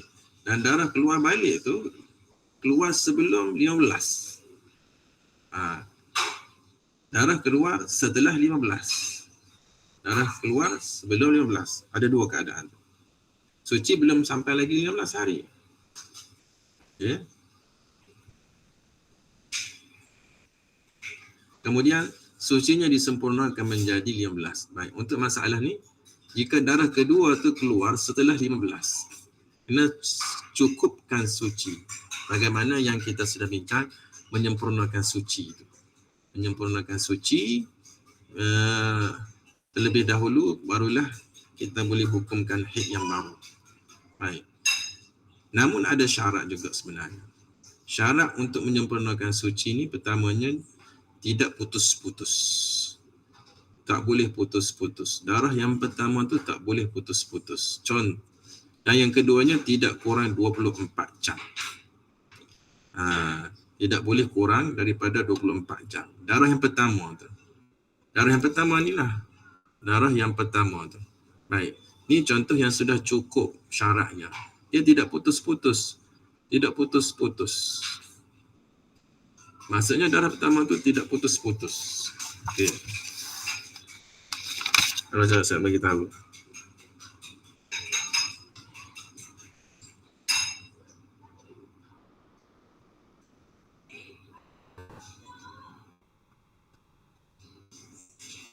Okay.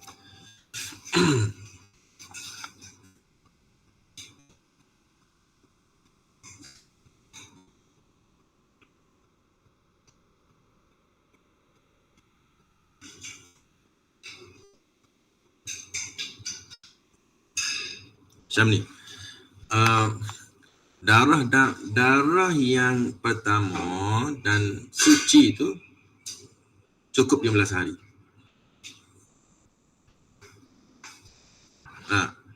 Tapi kalau kita kata contohnya 2, 5,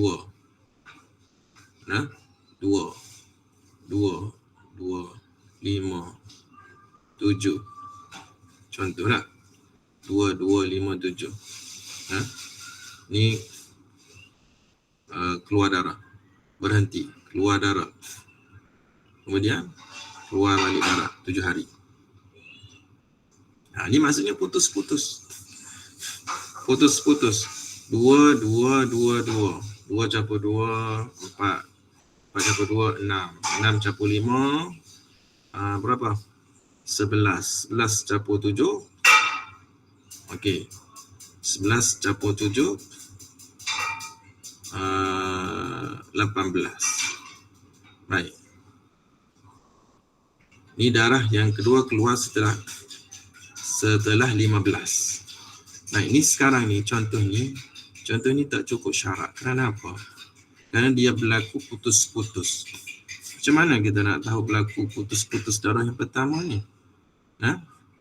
Maknanya kita faham gini, buat apa? Darah dengan suci bila dicampur dua itu adakah sampai 15? Tak sampai kan? Contohnya 2 dengan 2 ni. 2 dengan 2 ni belum sampai 15. Kemudian keluar lagi darah. Jadi maknanya di situ dia telah berlaku putus-putus pada darah pertama. Kalau kira contoh ni pun berlaku putus juga. Tapi putus ni bila dicampur dengan 9 darah yang pertama keluar ni telah cukup dah 15. 9 campur 6 jadi berapa hari? 15 hari. 15 hari. Jadi bermakna tidak berlaku putus-putuslah pada darah pertama. Tapi dalam contoh ni berlaku putus-putus. Kenapa? Kerana darah pertama dengan darah yang dengan berhenti yang kedua ni bila dicampur tak sampai lagi 15. Boleh faham tak?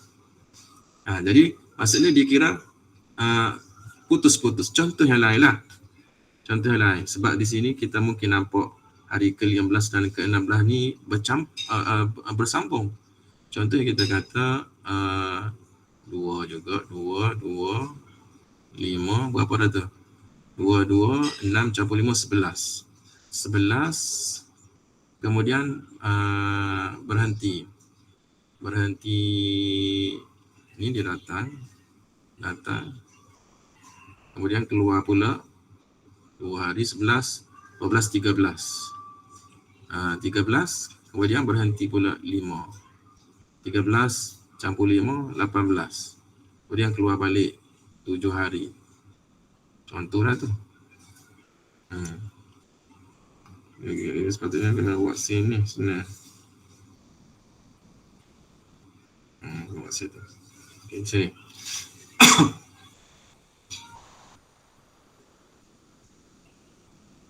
Dua, 5, 3, 7. Baik. Jadi 2 ni dia keluar darah. Ini pun keluar darah. Baik. Kalau kita lihat pada hari ke-15, jatuh di mana? 2 campur 2, 4, 6. 6 campur 5, 11. 11 campur 3, 11 campur 3 berapa? 11 campur 3, 14. Baik, berhenti darah pula. 14. Sini berhenti, keluar balik ataupun kita kita buat sikit. Okey. Kemudian keluar balik 7 hari contohnya. Ini keluar. Jadi hari ke-15 dia di mana? 6, 11, 14 di sini. Hari ke-15 dia di sini. Nah, di sini sampai sini 6. Nah, 6 campur 5 11. Campur 3 14. Boleh faham tak? 15 di mana? Di sinilah. Ada di sini. Jadi 15 dengan 16 bersambung ke tidak? Tak bersambung. Sebab dia ada di sini, faham tak? Tak bersambung ni di sini. Jadi bila tak bersambung, adakah kita boleh selesaikan dengan penyelesaian menyempurnakan suci juga sebagaimana yang disebut dalam ibanah tu? Tak boleh. Kerana apa? Kerana tak cukup syarat penyempurna suci, iaitu darah pertama tak boleh terputus-putus. Sekarang ni terputus ke tidak? Terputus-putus kan ni. Boleh faham tak? Terputus-putus. Kerana kalau kita campur darah yang pertama dengan yang nakok yang pertama ni, tak sampai 15. Kalau 9, 6. Nah, 5. Yang ni, baik. 9 campur 6, 15. Yang ni tak ada putus. Sebab darah yang pertama ni, campur dengan 6 ni sudah 15. Jadi tinggal lagi kita kena cukupkan baki suci saja. Saya rasa kena berhati tengok molek lah ni. Okey, terus. Jika darah pertama tidak putus-putus. Jika darah pertama tidak putus-putus. Jika darah pertama, maknanya jika darah pertama tidak putus-putus, yang keduanya tidak kurang 24 jam. Baik, jika tidak cukup syarat yang pertama, jika tidak, apakah tu maksudnya jika tidak cukup syarat yang pertama, maknanya dia ni mustahabah. Jadi saya buat contoh tadi, maknanya walaupun dia tu tak bersambung, walaupun dia tak bersambung hari ke-15 16, dia tetap juga kena selesaikan dengan mustahabah 7 bahagian. Begitu. Kalau contoh macam mana? 3, 3, 6, 6. 3, 3, 6, 6. 3 keluar darah. 3 campur 3, 9, 9 campur 6. Baik. Di sini tak boleh kita nak pakai menyempurnakan suci. Walaupun tengok pada hari ke-16 tak bersambung, betul tak? Tapi kerana ada putus di sini. Hari pertama ni putus. Darah pertama putus, maka tak boleh kita selesai dengan PS, kena mustahabah juga. Baik, seterusnya ni kena tanya ni. Darah kedua haid. Kalau misalnya kita kata darah yang pertama tu keluar 2 jam saja. Nanti contoh tu dia akan bagi dah. Tak payah saya buat. Contoh 12 jam keluar. 12 jam keluar darah, kemudian 14,5 hari lah. Sebab dah 12 jam keluar, ada lagi 12 jam. Jadi 14 hari setengah. 14 hari setengah berhenti. 14 hari setengah ni, kalau kira hari ke-15 dia tu tak bersambung dah. Tak bersambung dah dengan hari ke-16. Tak bersambung, kata betul-betul. Sebab 12 campur 14,5, 12 jam setengah campur 14 hari setengah tu sudah sampai 15 hari. Dan tak bersambung lah hari ke-15 dengan hari ke-16 tu. Tak bersambung. Tapi oleh kerana di sini 12 jam sahaja, kita tak boleh nak selesaikan menyempurnakan suci dengan kaedah menyempurnakan suci. Kerana apa? Kerana kalau kita selesaikan dengan PS, kita akan kata 12 jam ni haid. Mana ada haid 12 jam sahaja. Syarat haid mesti sekurang-kurangnya 24 jam. Jadi sebab itulah haidnya sebenarnya adalah darah yang kedua. Jadi ini bukan penyelesaian penyelesaian PS dan bukan penyelesaian mustahadhah 7. Tak masuk pun mustahadhah 7 yang ni.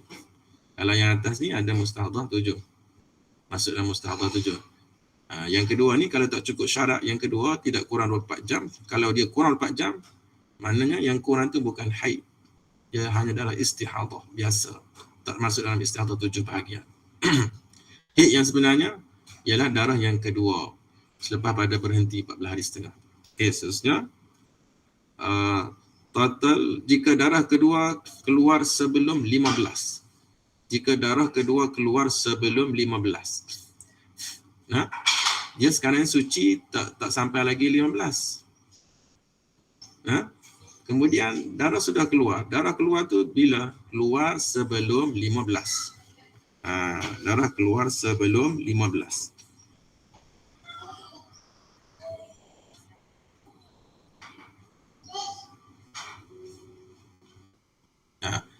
Maka semuanya adalah haid. Total jika dicampur semuanya tidak lebih daripada 15. Semuanya adalah haid.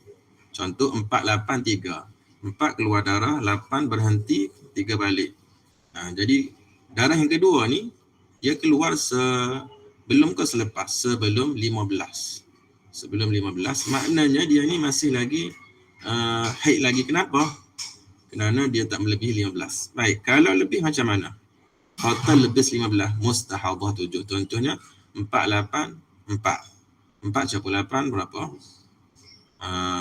4 campur 8, 12. 12 campur 4, 16. Jadi, darah yang kedua ni, dia keluar sebelum ke selepas? Sebelum. Dan melebihi 15 hari. Melebihi total semua. Maknanya campur semua ni, melebihi 15 hari. Bila melebihi 15 hari, kita kena selesaikan dengan mustahadhah 7. Harapnya boleh tanya sekarang ni lah. Ini saya ada perhatian, tapi kalau siapa-siapa nak rajah ni boleh mesej saya. InsyaAllah saya bagi. Baik, seterusnya kita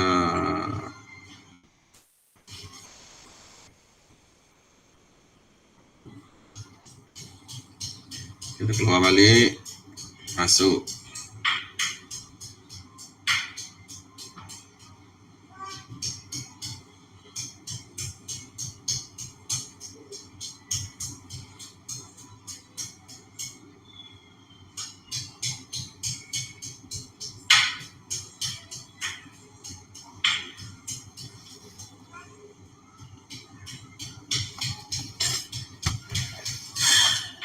Okey, ni rajah berpandukan kepada kitab imanah. Berpandukan kepada kitab imanah.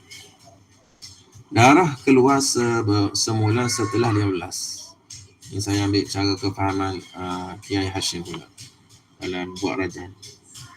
Darah keluar semula setelah 15 hari. Maknanya sama sajalah kalau kita nak faham mengikut kefahaman Kiai Hashim ni pun sama juga. Darah keluar semula setelah 15 hari. Suci disempurnakan menjadi 15 hari. Jika darah keluar melebihi 15 hari, tidak secara putus-putus. Jika keluar putus-putus, maka mustahadhah 7. Lihat contoh C dan D. Boleh tengok dalam ni, saya sudah buat contoh. Contoh C dan D. Dan D. Ni putus-putus. Kalau lihat pada hari ke-15 di mana? Di sini. Hari ke-15 dan ke-16 ni bersambung ke tidak? Tak bersambung. Tapi boleh tak selesai dengan PS? Tak boleh. Kerana darah putus-putus. Darah pertama tu putus-putus. Boleh faham tak? Tadi saya dah terangkan darah pertama putus-putus tu macam mana kita nak faham? Bila kita campur darah pertama dengan suci yang pertama ni tak sampai 15 lagi. Kalau sudah sampai 15, maka tu boleh kita selesaikan dengan PS kerana dia tak putus-putus pada darah pertama. Ini jelas putus-putus. Darah keluar secara putus-putus. Dulu saya faham gini, asalkan tak bersambung. Tak kira lah sebelum tu putus atau tidak putus, mesti selesaikan dengan PS. Sebenarnya pendapat tu bukanlah satu kesalahan yang menyalahi pendapat mana-mana ulama. Sebenarnya ada juga pendapat yang mengatakan pendapat Sibtus Syafi'i. Saya rasa semua dah dengar ni. Sibtus Syafi'i. anak kepada cucu, bukan anak, cucu kepada anak perempuan Imam Syafi'i, yang berpendapat mengatakan boleh juga selesaikan dengan PS, menyempurnakan suci, kalau tak bersambung darah pertama, kalau tak bersambung hari ke-15 dengan hari ke-16. Sekalipun sebelum tu darah pertama putus-putus. Seperti masalah ni. Masalah ni. Tengok 15 dengan 16 ni tak bersambung. Jadi kalau ikut kepada Sibtus Syafi'i, pendapat Sibtus Syafi'i, masih lagi boleh selesaikan dengan PS, penyempurnakan suci. Kena cukupkan suci sajalah. Maknanya sekarang baru sehari saja. Maknanya sekarang ini 16 hari saja suci. Kena cukupkan lagi supaya jadi 15 hari sekurang-kurang suci. Hiknya berapa? Hiknya 15 hari. Ni semuanya hik belaka kalau ikut pendapat Sibtus Syafi'i. Tapi kalau ikut pendapat yang mu'tamadnya, tak boleh lah. Dia termasuk daripada mustahadah 7. Kena lihat pada adat dia contohnya. Kalau 7 hari sahaja hid, baki lagi tu adalah istihadah. Gitu saja. Boleh. Darah keluar semula sebelum 15 hari. Yang ni kalau darah keluar sebelum 15 hari seperti tadilah saya dah tunjuk dalam slide tadi. Total lebih 15 hari, maka dia mestilah menyelesaikan dengan keadaan mustahadah 7. Boleh tengok dalam gambar rajah ataupun dalam contoh E ni. Boleh tengok situ. Dia keluar balik sebelum 15. Tengok dia keluar pada hari ke-13. Hari ke-13. Keluar balik dari kedua tu pada hari ke-13 dan berterusan sehingga melebihi 15 sampai hari ke-16. Bila sampai hari ke-16, dia telah melebihi sebanyak-banyak haid. Bila sebanyak-banyak haid, dia kena selesaikan dengan keadaan mustahadah 7. Ya. Apa lagi saya sebut dalam masalah ni?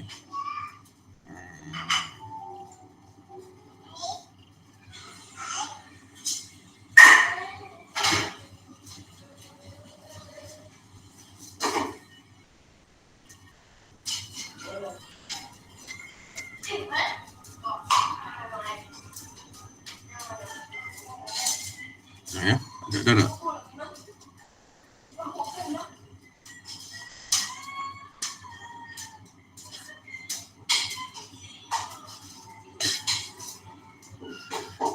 Baik. Jadi saya terlupa tadi nak sebut.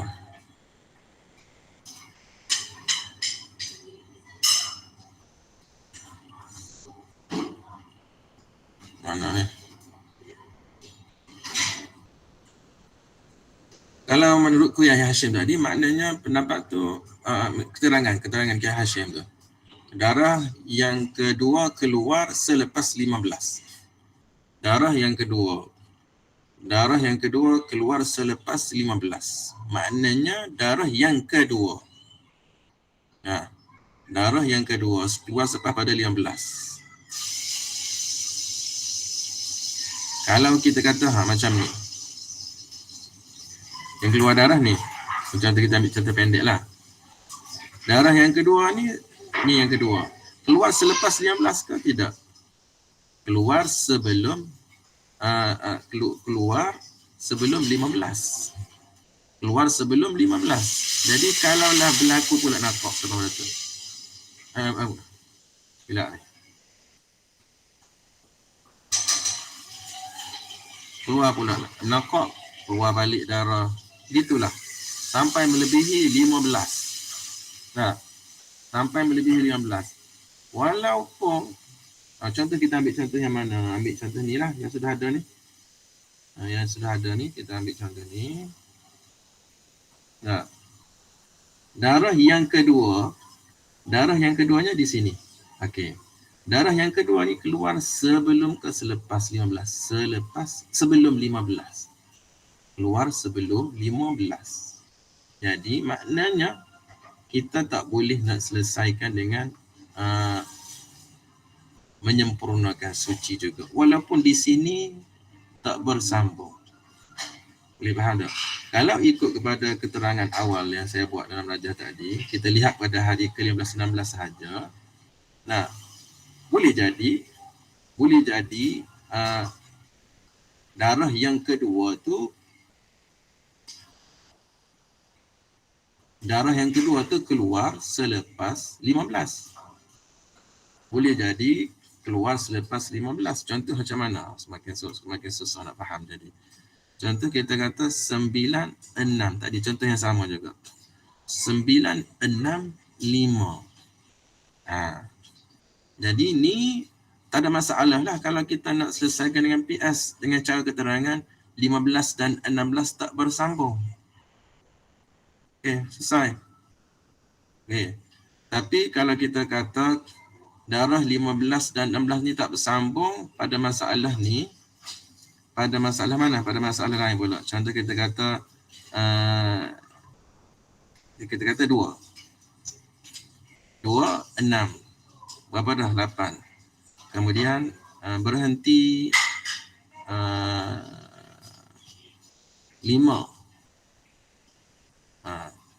Keluar, berhenti, keluar. Kemudian 26 campur 5, 11. 11 campur 2, 13. Kemudian berhenti lagi 11, 12, 13. Berhenti lagi 4 hari. Kemudian keluar balik 2 hari. Okey. Di sini. Jadi hari ke-15 dia di mana? Hari ke-15 dia di sini. Nah, 2 campur 6, 8. 8 campur 5, 13. 13 campur 4. Berapa hari dah? 13 campur 4 sudah jadi 17 hari. Jadi 15 dan 16 dia di sini. Kalau tengok tak bersambung juga, betul tak? Tak bersambung, tapi tak boleh kita nak selesaikan dengan PS kerana apa? Kerana ni, darah pertama ni terputus. Jadi sebab itulah tak boleh juga. Jadi yang lebih tepatnya kita memahami dengan cara keterangan Kiai Hashim yang mengatakan darah kedua tu keluar selepas 15. Keluar selepas 15. Nah, kalau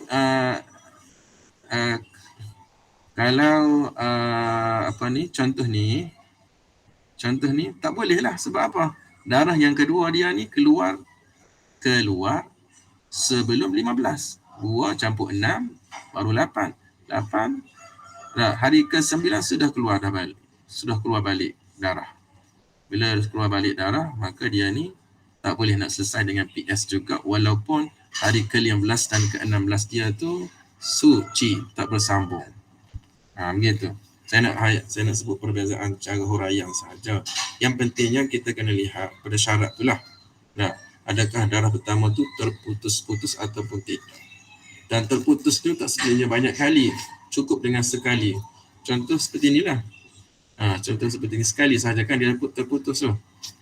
Sudah dikira tidak memenuhi syarat PS. Tak boleh nak selesaikan dengan menyempurnakan suci. Melainkan kalaulah kita ikut pendapat Sibtus Syafi'i tadilah. Kalau ikutkan Sibtus Syafi'i, cara kita hurai lihat pada hari ke-15, 16 tu masih relevan lagi. Cuba fikir balik apa yang saya sebut ni. Cara kita nak sampaikan saja ni. Ni saya agak semua ni dah faham masalah PS, menyempurnakan suci. Jadi sebab tu saya dah tambah sikit cara kita nak bagi tahu kepada orang lain nantilah. Kita nak pilih yang mana yang lebih sesuai supaya orang mendengar tu cepat faham. Jadi bagi saya pilih pendapat cara huraian Kiai Hashim. Cara keterangan yang disampaikan oleh Kiai Hashim, lihat ya, darah yang kedua tu keluar bila? Darah yang kedua tu keluar bila? Darah keluar selepas 15, barulah kita boleh nak menyempurnakan suci. Kalau darah yang kedua keluar sebelum 15, tak boleh menyempurnakan suci. Contoh seperti inilah. Seperti ini tak boleh. Baik, selesai masalah PS. Saya rasa nak masuk istihabah 7 ni. Jadi cerita panjang sikit lah. Sebenarnya dia mula dengan syarat-syarat tamyiz. Awal-awal lagi syarat ni memang syarat yang susah kita nak faham. Bagi saya, dalam masalah istihadah 7 ni, bukan mutahayyirah, tapi syarat tamyiz. Susah nak faham. Susah nak faham ni bila datang masalah-masalah. Bila ada orang yang tanya masalah-masalah tamyiz, kita nak selesaikan tu jadi masalah sikit. Kalau ikut pada contoh-contoh dalam buku tu, okey, ada masalah. Tapi bila kita lihat kepada masalah yang berlaku sungguh, sebenarnya kes tamyiz ni lagi susah nak selesaikan dibandingkan dengan mutahayyirah. Okay. Baik, ada soalan ada? Boleh tanya dah ni. Siapa-siapa yang masih keliru dengan masalah PS. Menyempurnakan suci ataupun perbezaan antara mustahadah 7 dan PS, penyempurna suci. Boleh tanya. Ada lagi tak soalan?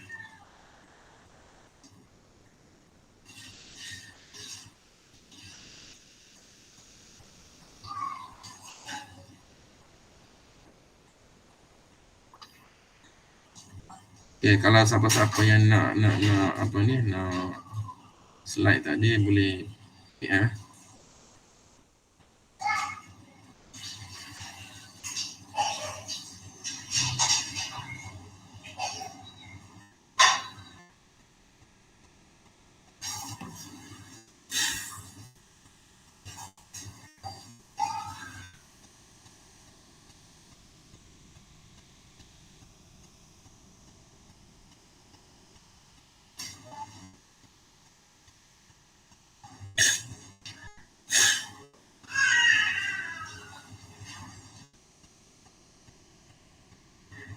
Tak ada.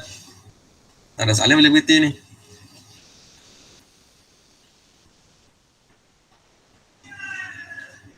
Ni bukan peluang ni untuk tanya tamyiz apa tak tahu, masalah penyempurnaan suci.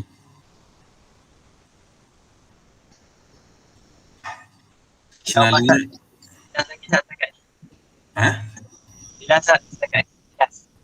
okey, dah jelas. Okey lah kalau jelas. Ustaz Ikhwan ni dah ikut kelas muzakarah ibadah sebelum ni kan? Dah ada saja. Saya ada ikut juga Ustaz, apa risalah fi ahkamil hadis. Yang kelas tu. Saya ada join. Okey.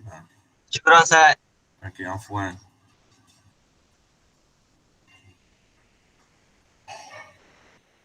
Tak ada. Okey, nanti saya test. Kalau betul tak ada. Kejap.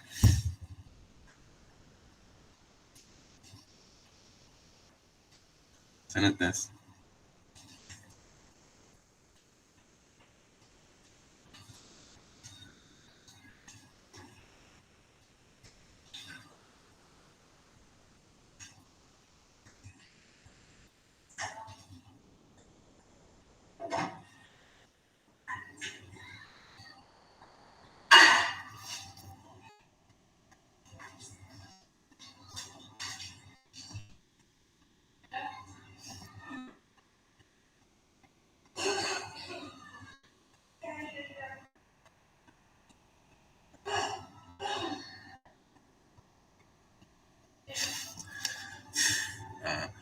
Tentukan menyempurnakan suci atau mustahadah 7. 9, 5, 9 darah, 5 berhenti, 5 darah. Mustahadah 7. Itu jawapan je sudah bagi tu. Okey, ni tak ada jawapan ni. 3, 11, 7. Jawapan dia apa? 3, 11, 7. Siapa yang baru ikut kelas Ibanah ni sudah jawab. Itu Ustaz Ashraf tu dah masuk lama tu. Orang lain. Iya.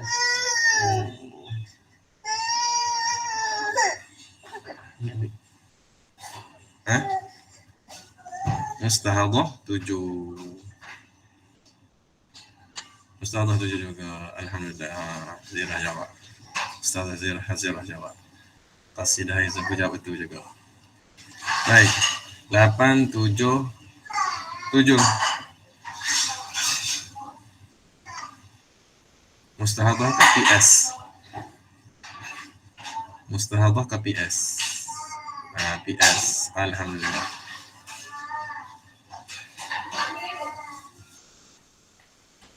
Enam, 9, 9.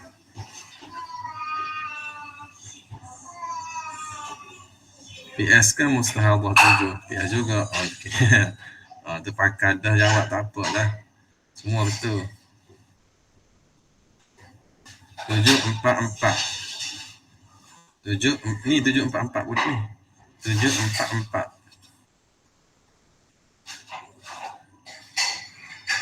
744.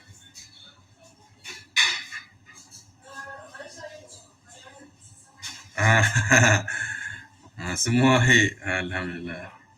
Nanti anda lambat jawab tu sebab dia dah keliru tu. Hampir nak terperangkap dengan soalan. Semua hit. 586.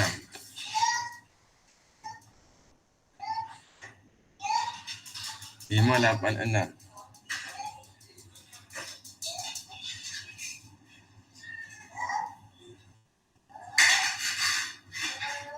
Mustahadhah 7. Alhamdulillah. 3, 10, 2. 3, 10, 2.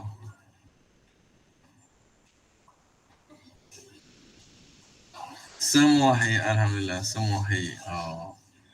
Yang ni akal tadi. Penuh yakin jawabnya. Hai semua. 962. Yang ni PS ke mustahadhah 7? PS. Yang seterusnya 772.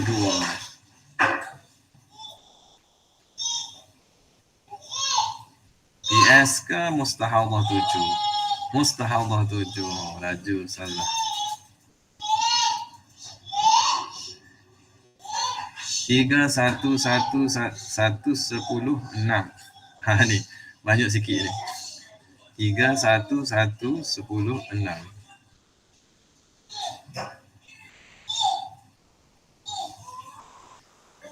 3, 1, 1, 10, 6. Orang lain. Jawab dia dah satu. Orang lain jawab dia apa? 3 campur 1, 4 campur 1, 5. 5 campur 10, 15. Kalau lihat kepada hari ke-15, 16 tak bersambung. Tapi oleh kerana darah pertama tu terputus. Alhamdulillah semuanya betul. Mustahadhah 7 juga. Jadi masalah ni kita jangan lihat pada hari ke-15, 16 sahajalah. Kita lihat juga darah pertama tu terputus ke tidak. Melainkan seperti tadi disebut, pendapat Sibtu Syafi'i sahaja mengatakan masih lagi PS. Contoh masalah ni. Kerana dia hanya melihat pada hari ke-15 dan 16 sahaja. 7, 3, 2, 6, 10. Okey. Cuba kira.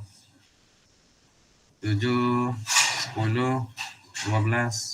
Okey, ni PS kan mustahadhah 7.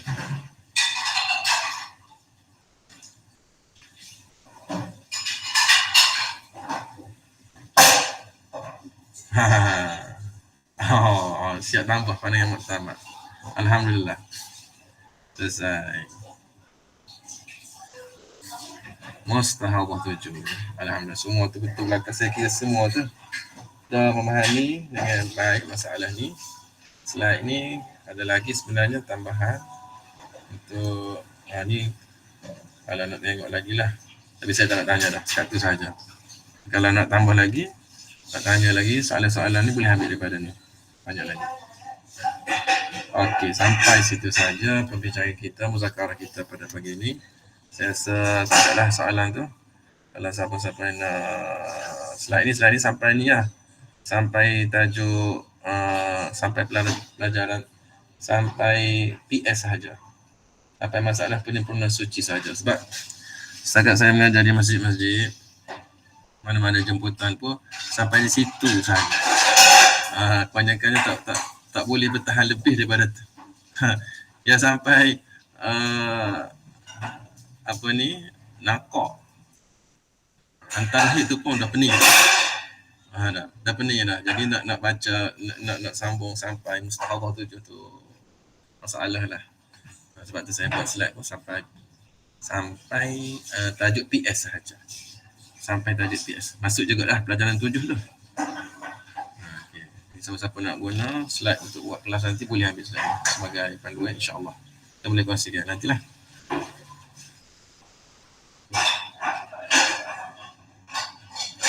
InsyaAllah saya share nanti. Wallahu a'lam. Allahumma anfa'na bima 'allamtana wa 'allimna ilman ma yanfa'una wa zidna 'ilma warzuqna fahma wa 'amalan salihan mutaqabbala wa sallallahu ala sayyidina Muhammad wa ala alihi wa sahbihi wasallam. Assalamu alaikum warahmatullahi ta'ala wabarakatuh.